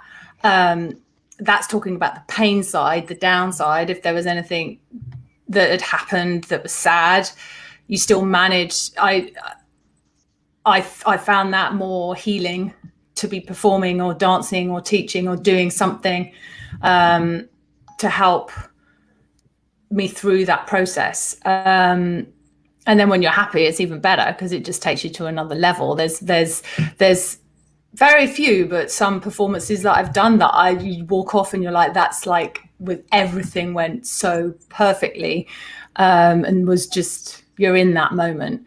And I think that's incredibly special. So, and I feel very lucky to have had that career and have experienced that as well. Yeah. Zach, I'd love to hear you talk about that as well. And the other thing, before I get to Kimberly and Ms. Wong, I was going to go as well, is definitely not just the cathartic aspect, but also if you could talk about it historically speaking, because earlier you alluded to it, but I do agree that a lot of times we don't think about the historical pain that a lot of our performers went through as well, and how they used that as a way to cope with whatever was going on. Definitely they were coping with racism. They were coping with a lot of, even some of the dancers in the 30s and 40s and 50s, Jim Crow kind of rules and things of that nature. But they set that all aside and used their performance as part of their ways of releasing whatever angst that they may have had while going through these kind of pains of racism and the various other classism and the other kind of isms that exist out there. Well, you know, the performing arts in general, the performing arts is a way, whether it's the social aspect of it or whether it's kind of the professional studio-based aspect of it, you know, art is used as a form of release, and it should be used as a form of release, and to kind of have that cathartic feeling where you just let go and you just experience and find a good mental space for you. It's healing. And there's not much more I can actually add to what Lisa said, because, you know, she literally said it all. It's a healing experience, and to find joy in suffering sounds a bit strange, but to find joy through suffering, I should say, you know, I think as humans, we need that for nourishment, to deal with the circumstances we may find ourselves in. And certainly that has happened through the last 400 years of American history and the performing arts and dance movement, way up until now, and the Black Lives Matter movement. And I'm sure it will evolve into something else. You know, that cathartic sense of release, the tension is definitely needed as humans. Oh yeah, definitely. Ms. Wong, what are some of your thoughts about that? Yeah, I think one of the most vivid examples I can give is I saw the play The Inheritance a couple of years ago in London, and it's a 2-part play, and at the end of part 1, it addresses the AIDS epidemic and the people that died, and the last scene in particular, you could just hear in this darkened theatre the tears coming through of the audience, and you knew it was tears of people that were addressing all of that, and they were releasing everything that they felt, because that's the one scene of that last moment of the play just showed you what really had happened and the truth of it. And the tears that you could hear were not just kind of observant tears. They were heartfelt. I'm getting this out. It's a darker room, but also it was a collective kind of sadness you could feel. And I think that was the first time I truly, on a visceral, deep level, understood just how cathartic the arts could be. And it moved me in a way that I've never really been moved before. And just hearing all of these men crying together, but all in different parts of the one building in the dark was just truly, truly wonderful. Wow. And what about you, Kimberly? Times that catharticism has really helped you, or that you really dealt with as well? Absolutely. I think, obviously around personal grief, right? And music is very connected to a lot of loss. I was a freshman in 1983, so the beginning of my secondary studies in the arts from day one was impacted by AIDS and HIV. And that was my first real experience on a professional level outside of like a family member passing away. And so since it was something in my community, in my circle, our gathering for the first couple of people I lost in my life were with artists and musicians. So it seems really connected for me, but I think there's always that one song that'll bring up a fantastic memory. I think it's part of our survival too, right? I think the catharsis is the process that leads us to our survival. And so wherever that, I feel like film and music is very connected to that for a lot of people. It's a more religious, prayerful process, but I still find that to be infused with music expression as well in any kind of religious processing. So for me, I tend to find the funniest, most ridiculous comedy, which tends to be something around Pink Panther, or something around the TV show Get Smart or Hogan's Heroes. Those really I'm aging myself. But if I really need to process some crap or darkness or toxicity, those are kind of my go-tos. And I think it's probably informed because my dad, when he was alive, that those were his go-tos. Those really made him laugh. He had this James Earl Jones voice, and those always made him laugh so loud. So that probably gives me a lot of comfort. But I really liked what Khadifa was talking about in terms of, I've been thinking a lot about how it's going to be for us coming through this period, because this is going to be the first time we're so separated in our grief. We can't come together to collectively grieve, and how's that going to manifest? So that's on my heart a lot lately as I'm looking at what I'm writing and creating. Yeah, that makes sense. For having us here. I want to thank all your audience. I literally have to jump into a class that I'm teaching at 3:00. Okay, well, I'm gonna let you bounce off, and I'm glad to be able to have you. Definitely glad to be able to share with you. And I know I've got a couple of more folks that'll stick with me. Before you go, Kimberly, before you go, one of the things that I'll get everybody to do. Meet you. Yeah. Oh, thank you, Kimberly. Thank you. Yeah. Kimberly, before you bounce off, if you get a chance, one of the things I try to get everybody to do, and I'm definitely going to get the rest of them to do it eventually, is any words of positivity or words of encouragement that you can give to our audience, because that's one of the things that I try to do at the end of all of my shows is share words of positivity and encouragement. One of the things I'd like to say. Well, I think it's kind of. Go ahead. I'm going to have to go. I'm really sorry. Okay. I just keep dancing, everybody. Keep dancing. I'll talk to you later. Thank you. Thank you, Mark. No problem. Glad to have you. Kimberly's got to bounce. Understood. But yes, that's one of the things I try to do toward the end when we still got a little bit of time. But if you want to share those words of encouragement and positivity right now, that's cool as well. But that is something that I try to do toward the around the show and everything of that nature, is have people share their words of positivity and encouragement and all of that. But what are some of your go-tos in terms of like just when you, like Kimberly was talking about Hogan's Heroes, and I definitely remember Hogan's Heroes and some of those, but when you need to have some positive space, what are some of your go-to positive space places that you like to go to, Jan? And then I'd like to hear from the rest of the panel as well, some of the places that they go to in terms of like either positive TV shows, positive movies, positive books from the past, or even from the current. That's kind of their go-tos. Aretha Franklin.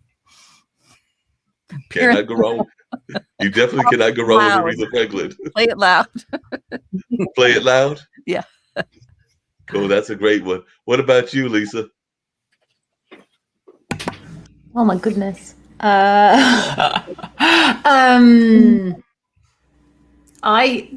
This isn't even with music. Although music always lifts me. Anything I can sing my lungs out to, and it doesn't matter who hears me. Even if I'm like walking the dog and I know no one's around, that's a good way to release. I do think I love swimming. I like solve the world's problems as well as my own when I'm in the swimming pool. And that's one of the times you don't have a phone that will pull you out. Like you just can't. I mean, and I love that. I do love that. I haven't been going lately because it's too cold and I'm a bit of a baby, but it has to be warmer than at least 75 outside because all the pools are outside. Anyway, I digress. They're my kind of go-tos. And what about you, Miss Wong? Where's your go-tos in terms of like just if you need to have some relief and everything?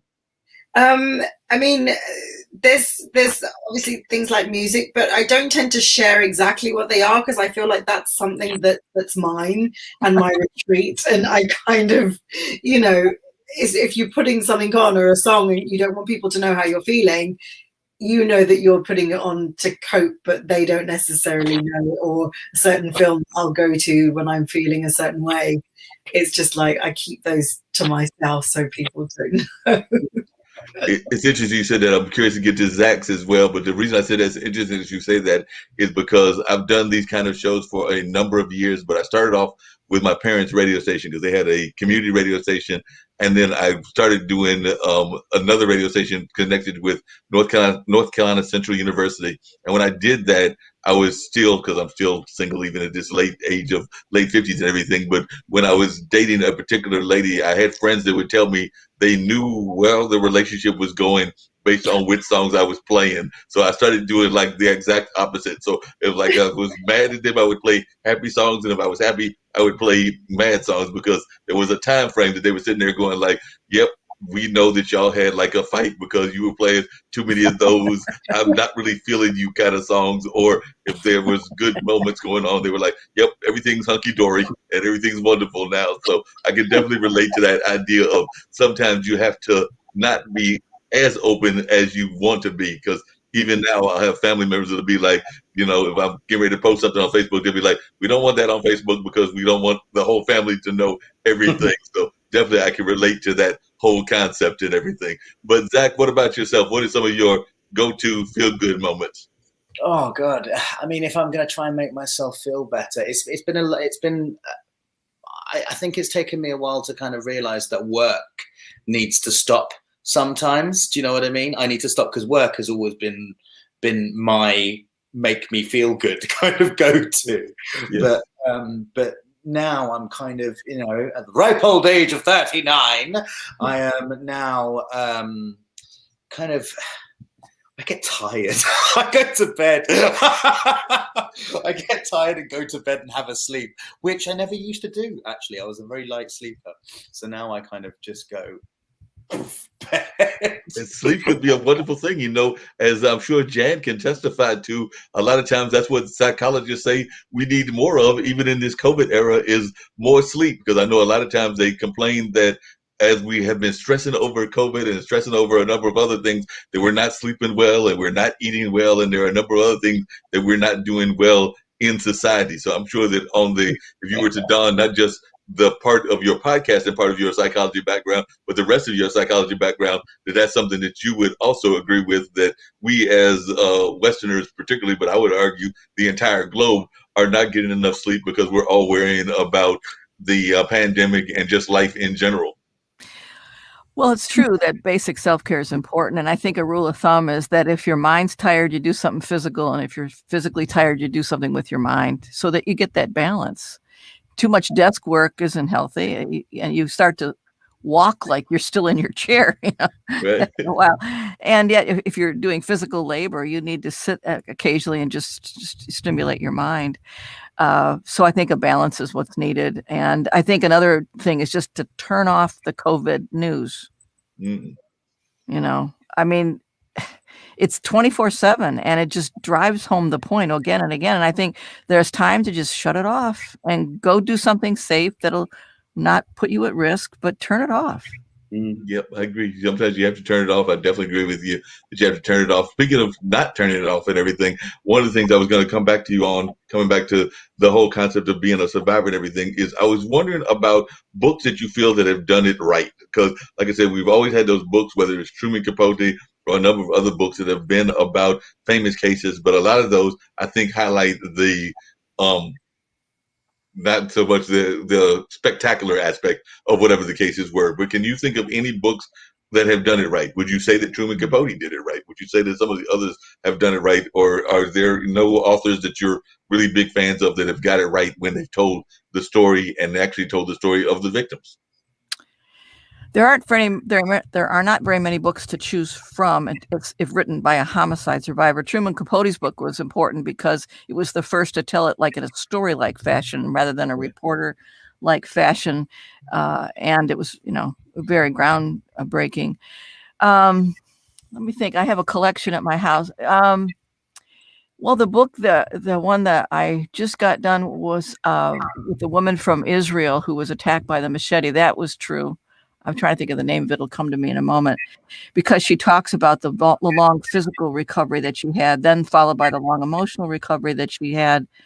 There aren't a lot of there's books written about murder. There's a few books written about homicide survivors, but almost none written by the survivor themselves, which was one of the reasons I wanted to do mine. I'll come back to me on. Let me think about it. All right, no problem. And tell folks about the podcast and where they can hear the podcast and where the podcast is available. Because I know as folks have been listening, they probably are interested in the podcast and where they can hear it at. It's sponsored by the Mental Health News Radio Network, and it's called The Domino Effect of Murder. And so most weeks we talk to a homicide survivor, but not always. There are times I had an interview with a criminal attorney. I've had interviews with homicide detectives. So it varies so it could not be directly related. And it'll be in its second season. It has started as its second season, and it's heard in 10 countries. And I feel like it's a voice in the wild. I mean, I don't expect it to be super popular because, again, it's not a topic people want to deal with. But I know it's important to people who are just becoming homicide survivors to give them inspiration and confidence that others have traveled the same path and are doing okay.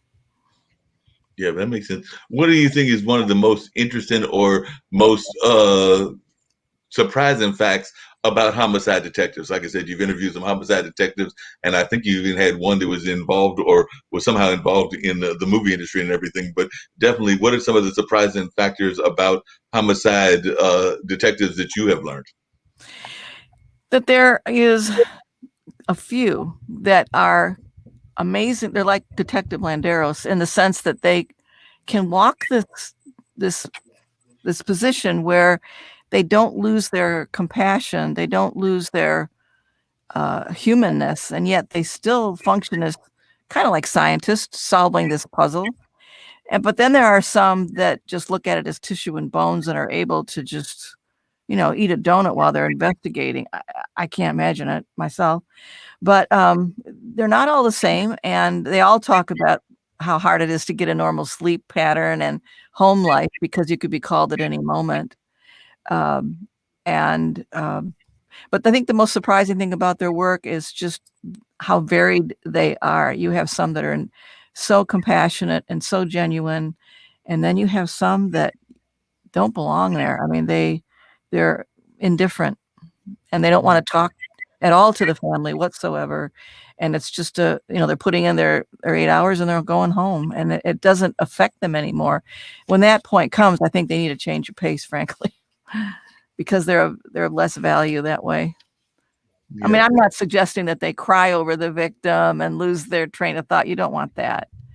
just like if you're going to the ER with a broken leg, you don't want the ER doc crying as they're setting your cast. There's a time and a place for, compartmentalizing, but the best doctor still has compassion. And I think that's the same with homicides detectives.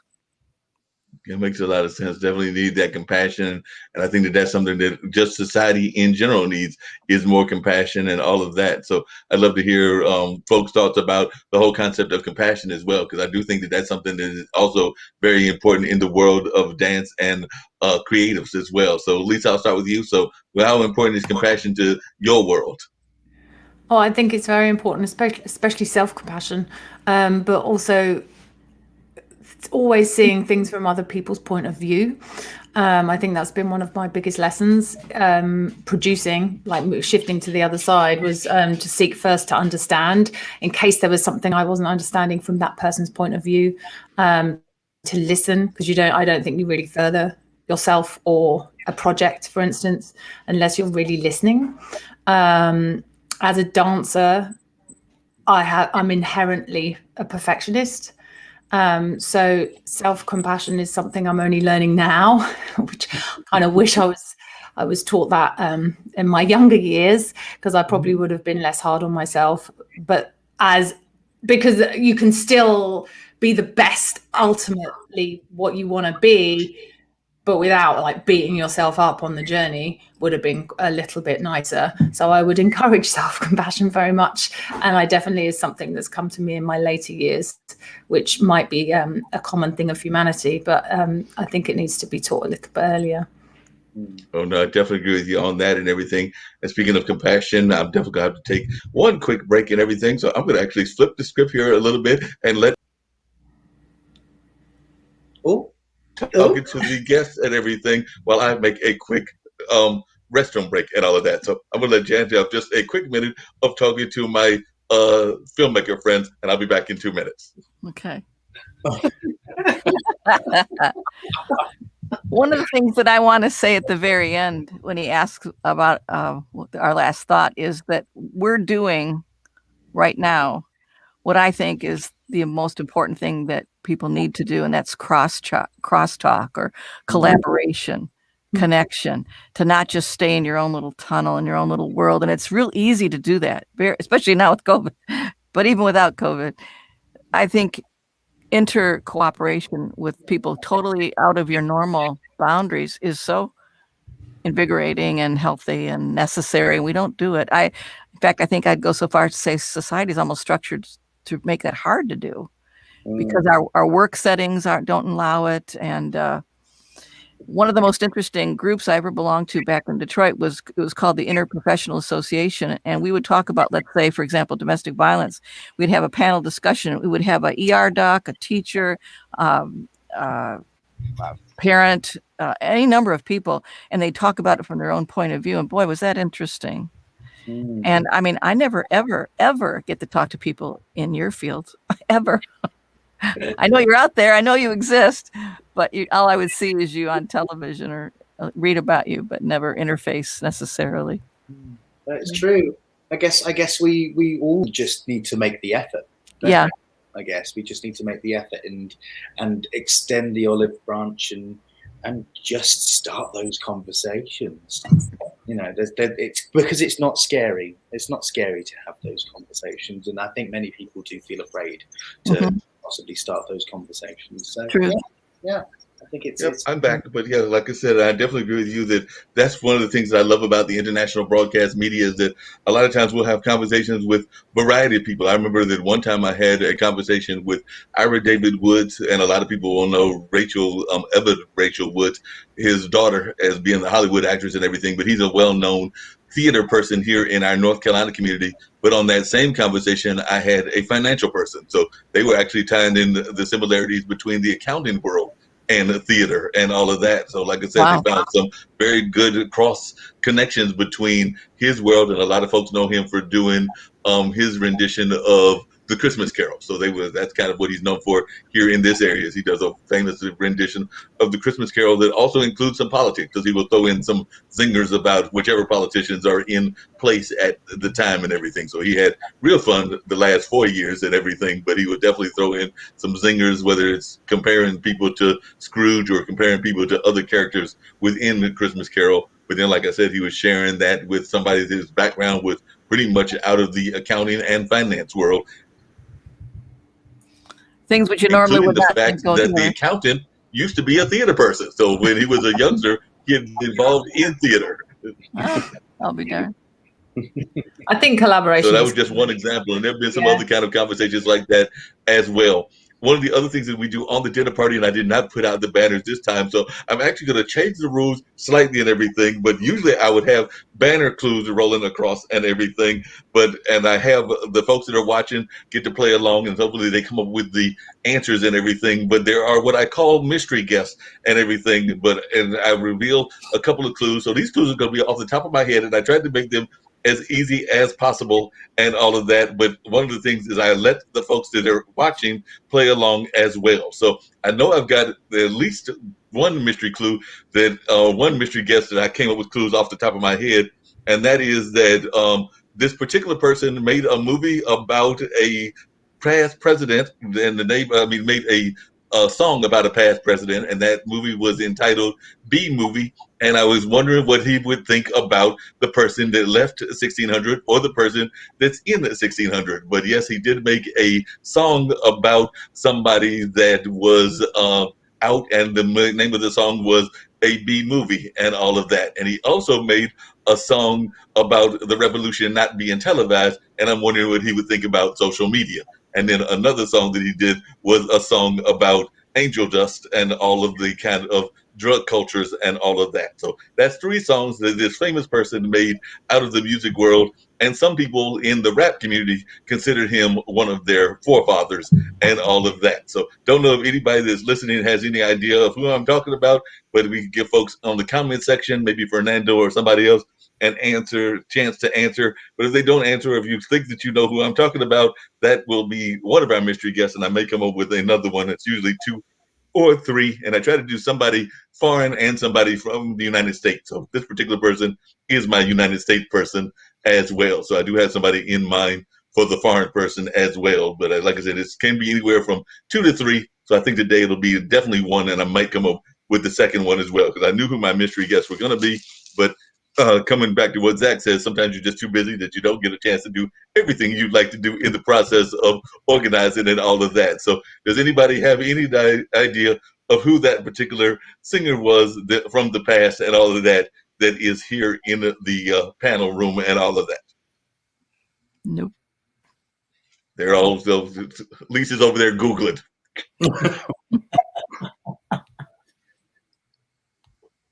Any ideas who that person may be or not be? So do you have any idea, Lisa? I saw you over there steady doing the whole Google thing. I won't cheat. Zach, you got any ideas? Oh.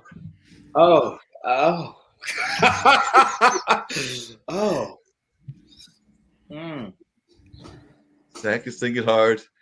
Miss Wong is thinking hard. No ideas yet. Jan, any ideas? Nope. No ideas? Okay. I will now was it reveal the that Beatles? particular. Oh, Lisa, do you have any idea? Was it the Beatles? Nope, the Beatles would be kind of close, but this particular person would be after the Beatles, but definitely prevalent in the 80s and the 90s and everything. But if you follow hip hop and you follow the artist, there was a well-known poet there in that area that is also a musician by the name of Gil Scott-Heron. So that's actually who that particular person was. And he did a movie about Ronald Reagan called B Movie, and he also did The Revolution Will Not Be Televised. So a lot of times, if you talk to folks in the hip hop community, they will mention Gil Scott as one of the people that they see as doing early spoken word and early versions of rap, because it definitely, his song lyrics were more of a rap style than a traditional singing style. Very good. Oh. I fail. So that's that particular person. Lisa's like, I failed. No, you don't. You never fail on this old mystery guest thing. It's just a matter of whether the people remember or not. I've had some folks that have actually surprised me, and then I've had some folks that I'm sitting there going like, surely they know who Annie Oakley is, because one time Annie Oakley was one of the mystery guests, because some of the mystery guests are from history, and some of them, as would be Gil, since Gil has passed on, but some of them are also from modern times. Like I know one time it was Shakira, and I gave all kinds of clues about the fact that they were #1 in Latin America, and nobody got that one. So we've had something folks have gotten that have surprised me, and some folks that have not gotten that have surprised me as well. So I'm sitting there going like, everybody should know that one, but they don't always know what I expect them to know and all of that. So that's just the way that things go in that regards. So what is something that, and this is for all of you, what is something about your careers that have surprised you as you have gotten involved in them? So I'll start with you, Ms. Wong. You've done both dance and you've done a number of other things, but what is something about your career that has surprised you about the career that other folks that are watching might be surprised to learn about the career and the aspect of the career? I think how all kind of disciplines are interconnected in a way. And so, yes, you can train as a dancer, but your dance training definitely helped with filmmaking, and wardrobe definitely helped with filmmaking. So it's all interconnected. And I think we suffer a lot in this industry, especially of looking down on people with certain skill sets that don't match or in certain roles, and don't realize that actually it all helps and can make someone a stronger artist. So I think, yeah, people would be surprised that being a dresser, which is essentially picking up clothes and getting people dressed and stuff, was one of the best tools I ever had learning to be a director, because you see every aspect of a production because you're backstage and no one really talks to you. So you can see everything. And yeah, I think people would be surprised that dressers are some of the most valuable people in the West End. Yep. And what about you, Zach? What is something that has surprised you, that has fascinated you about this whole concept of both dance and filmmaking and everything else? So what's something that has surprised you that you were not expecting? I think just being able to adapt, turn other heels and just kind of change direction and just kind of just be able to evolve immediately, not even just over time. Yeah, just being able to adapt. And I think my whole, performing arts training, going back to education a little bit, the whole performing arts training was key in that. Do you know what I mean? It was key in allowing me to just crack on with it, if that makes sense. That makes a lot of sense. What about you, Jan? I'm sure that if somebody had told you when you were doing your psychology background, and definitely when you were some 30 or 40 years ago, that you would be doing this podcast and doing a number of the other things, that you probably would have told them that they were out of their mind and everything. Because I've even thought about this old TV platform, because like I said, this is basically TV, and I've done radio for a number of years. But if somebody told me I'd be doing something that is the equivalent of TV, I would have been like, nope, not me. Not having my face appear on the screen. But definitely have found this tool to be a great tool, and definitely glad to have the International Broadcast Media offer me this platform. But if they told me that this would be going on, I would totally have told them that was not the answer. But I was wondering about you. One of the big surprises that came to me when I started the podcast is just how extremely helpful other podcasters were for me. Yeah. Their willingness to give me shortcuts and give me tips about equipment or whatever it might be. It's a real community out there that wants you to succeed. And that was refreshing and enjoyable. And I've still maintained contact with many of them along the way. Yep, definitely. What about you, Lisa? What is something that has surprised you about going through the different careers, whether it's the dance, the filmmaking, the production? And I know that production can be just its own fascinating world and everything, because I did have the privilege of having a filmmaker on who was also a producer, and they talked about going after the money and all of that. And one of the things they said was that they just understood that they knew that they had to go ask the question, knowing that they might get no's, but even they just had to be bold enough to ask for the money no matter what. And I'm sure you even had to deal with that as well. Yeah, certainly. I think that being a dancer gives you discipline, it gives you versatility, and like Zach said, you have to pivot, change. You juggle. You have to be you'll have a part-time job as well as a West End job. You'll be auditioning because that job's coming to an end. the whole audition process, especially in New York, is brutal because there's so many people that you get so used to rejection. It's becomes part of you. And I guess that helped me, the amount of skills I moved from educating and performing and just pounding the pavements, being a jobbing actor, you move them across to producing, and everything I was just like, this is like second nature to me. Asking for money, you have to be passionate about what you're creating, know that it deserves their money, but then you haven't lost anything. It's a bit like going to an audition. Who cares? If you don't get it, you don't get it. You just move on to the next one. You just have to pitch your ass off, and then if they pass, they pass, and then you move on. So I guess that has been helpful, that you just start to grow a second skin. Be like, it's not about me. They just don't want to, I'm asking for their money. If they don't connect with the project, I can't do anything about that. You just have to do your best to make them connect with the project. Yeah, so it's been an interesting journey. But when you look back, it's always when I look back, I'm like, oh wow, I kind of was naturally producing for decades without knowing that's what it really was. Right.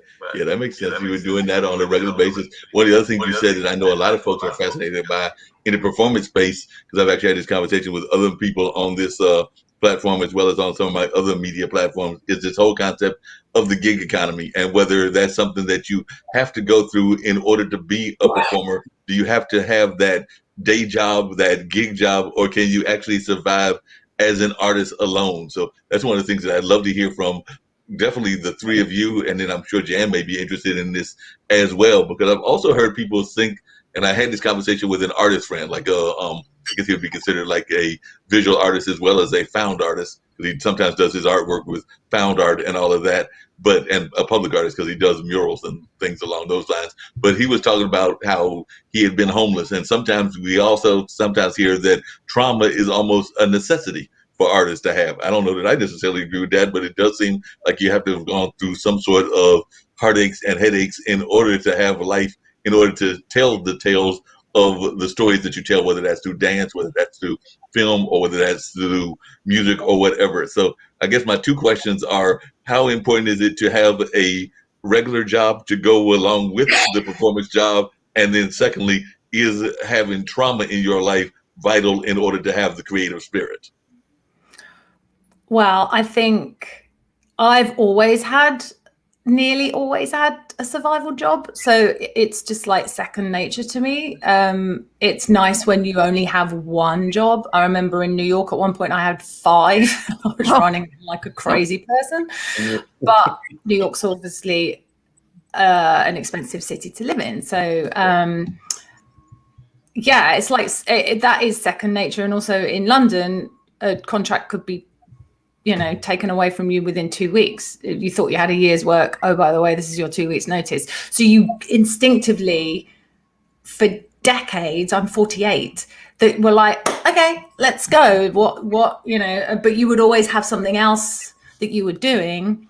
So I think, so for instance, there's friends that can't get their heads around that. They've always had a job with a 401k and health care. And I'm just like, great, that's your life path, that's amazing. But they would go into a tailspin if they lost that, whereas that's like, oh well, I'm totally used to pivoting.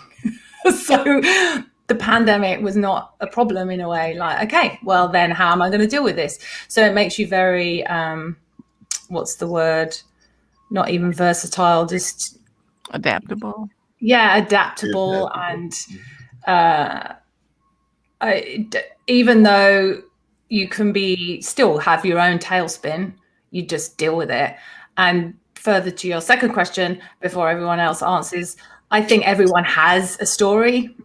And as an artist, I don't think you necessarily need to go through trauma, but we each have stuff that's happened to us in our lifespan that maybe if you have the ability to connect with, if you're that open with as a performer, for instance, on the performing side, that you would maybe go to another level, or the ability just to be an incredible actor, that you're able to connect with that kind of feeling.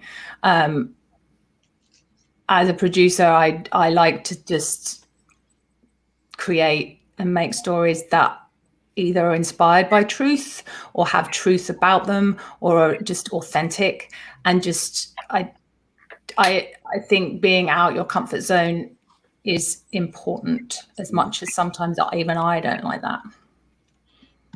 Yeah, that makes a lot of sense. Definitely you have to have that importance and everything along those lines. I can definitely relate to that and definitely can think along those lines as well. Zach, what are your thoughts about that? The day job aspect, as well as the aspect of the trauma and whether that's necessity to being a great performer. Well, I've been rather lucky in my kind of like just world, because my day job has been my evening job, but then my other day job has been my teaching world. So I've kind of,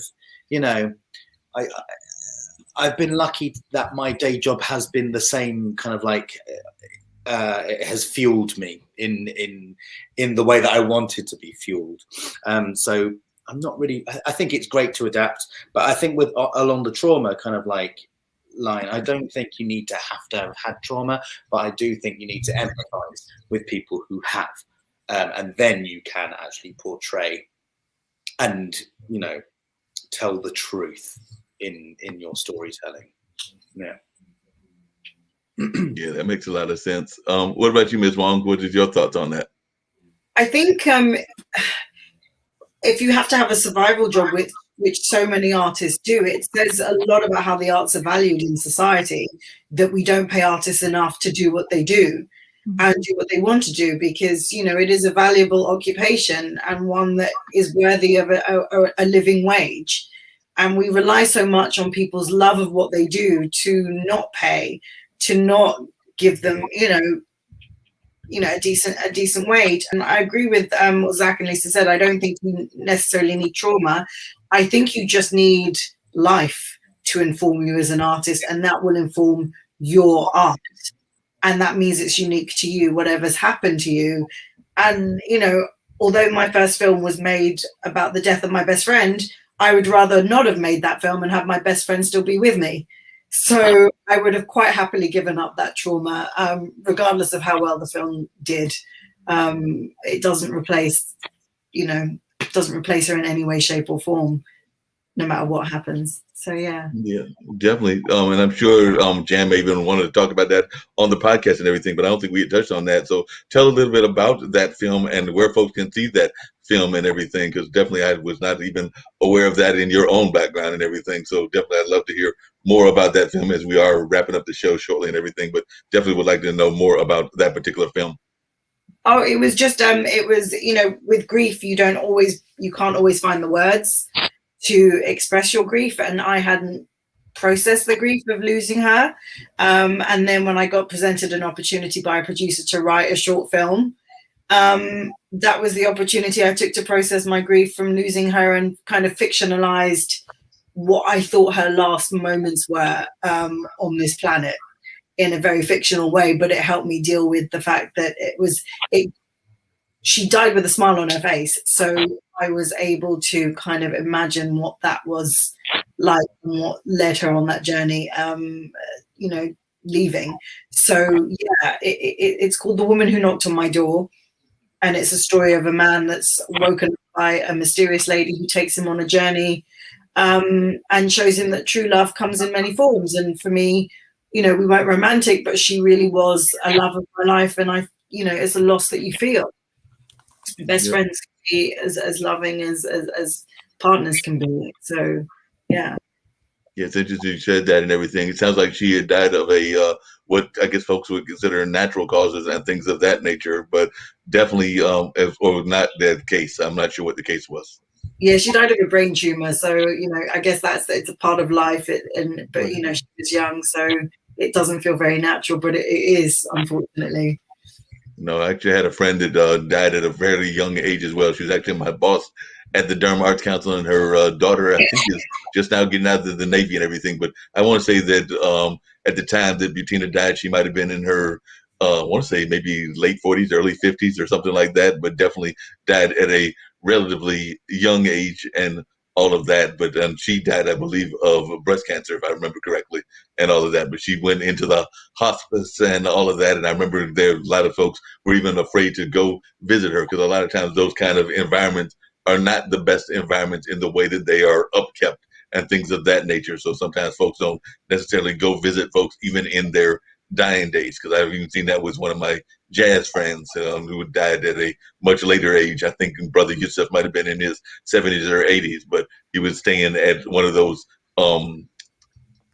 elderly care centers. And like, the history of some of those, they're not always the best places in terms of the ways that they're run and managed and things of that nature. So hopefully your friend was in at least a positive environment in that sense, in the sense that it was good care that she received toward the end of her days.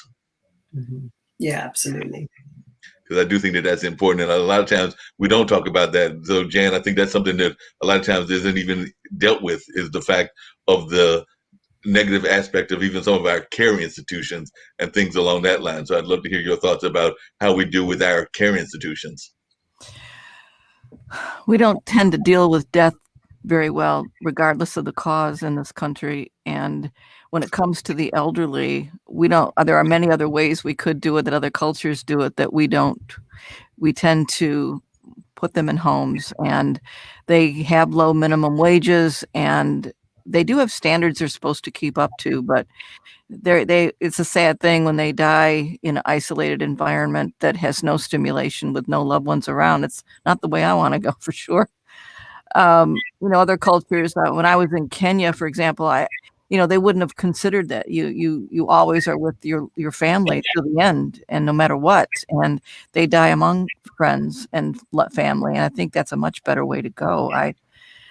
I mean, when we had to make the decision whether or not she could be cared for anymore, we just decided to do rotating shifts. We wouldn't put her anywhere.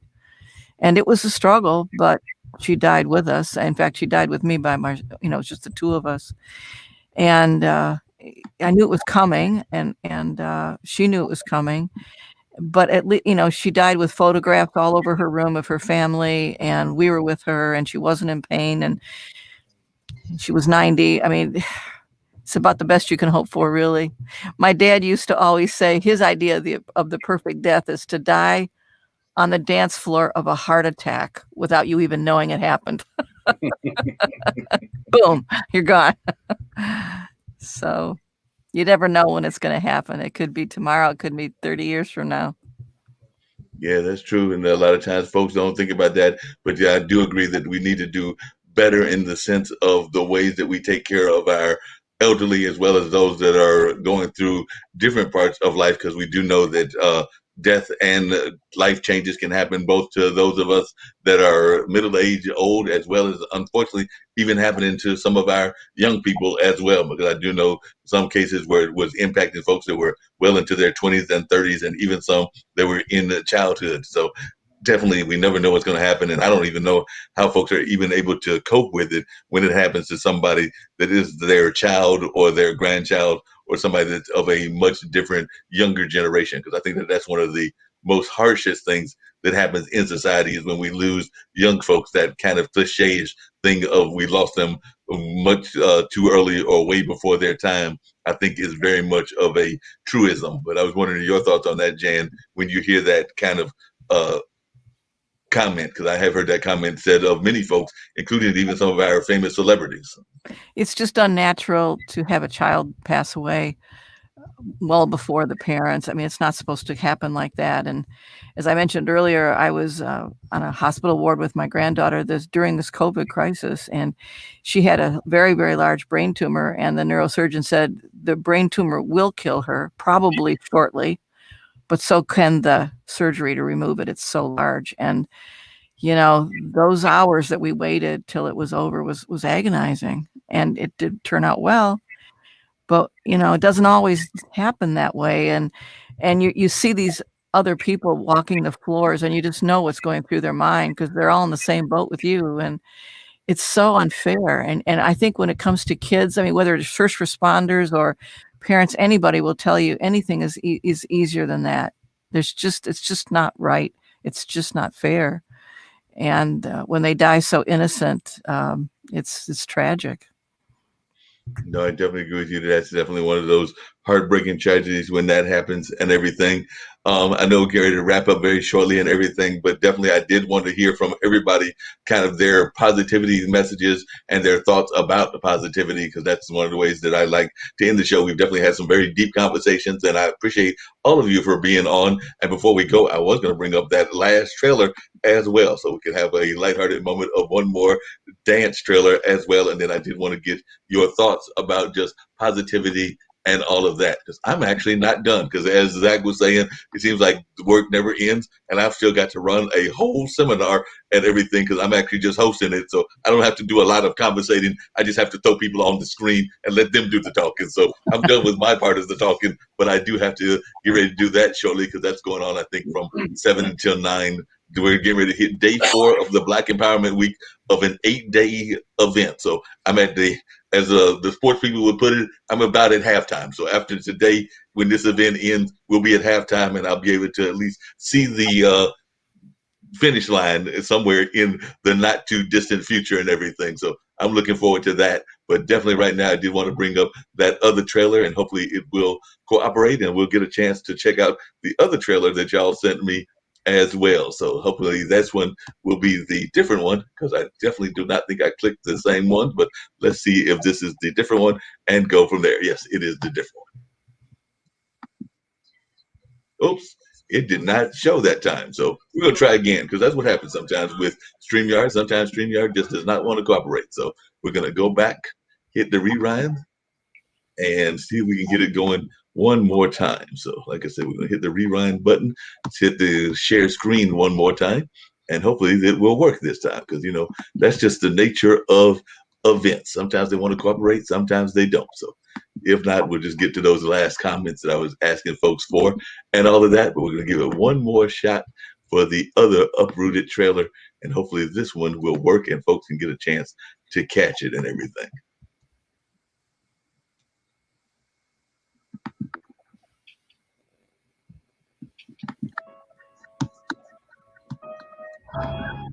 Jazz is in a place of flux at the moment. There's a little bit of confusion about whether or not it's necessary or whether it's relevant. What is jazz in the 21st century? Where is it going? Is it still holding on to the values of where it came from? The aesthetic has changed so much that we don't recognize it today. I think it's also where's the support for the community that this art form comes from. And when people would say, this dance is cool, but I don't want to mess with you as a person, there's danger in that. You go to these studios, you go to these universities, and you get one side of the picture. And there's a whole other side that y'all don't even know.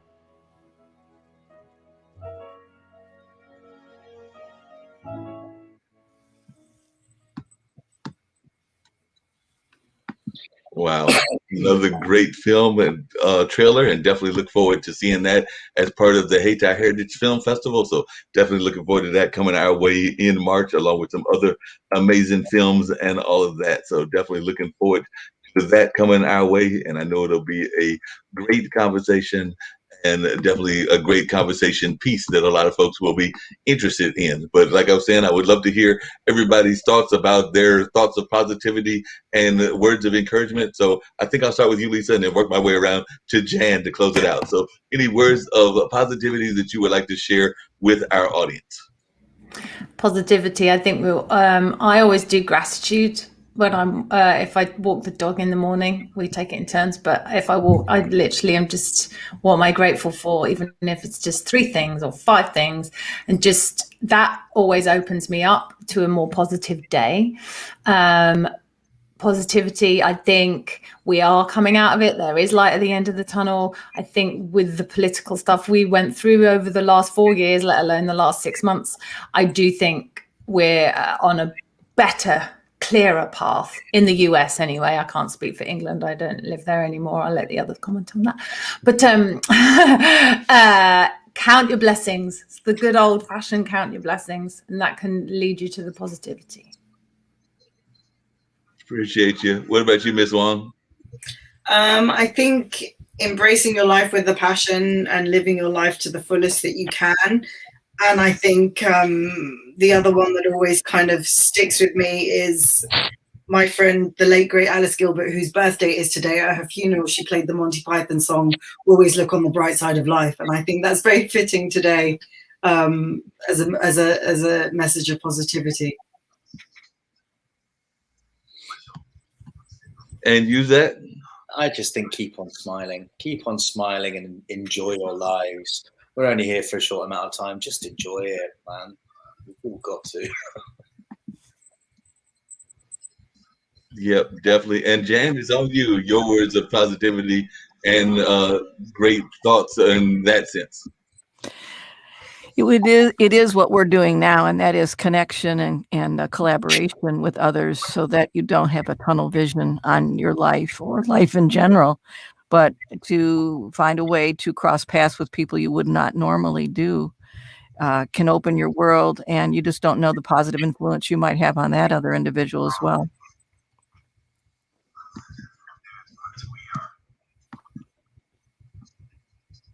Yep. Definitely some great words and everything. I definitely appreciate all of y'all. Look forward to having you all back on in the very near future and all of that. So definitely I'm glad to have this great conversation and look forward to having some more great conversation with y'all. As I love to say, I'm always glad to invite folks to come back on. So all of y'all are part of my IBM family now. So expect to get other invitations to come back on a regular basis, because I'm glad to have y'all as friends and part of the International Broadcast Media family, and definitely look forward to hopefully getting you back on in the very near future. So don't be surprised if you don't get emails saying to come back on and share more of your stories and any of the other projects that you may be involved in. And by the way, Jan, we also have a Podcaster Thursday, so you may be getting invitations about that to even meet some other podcasters. Okay.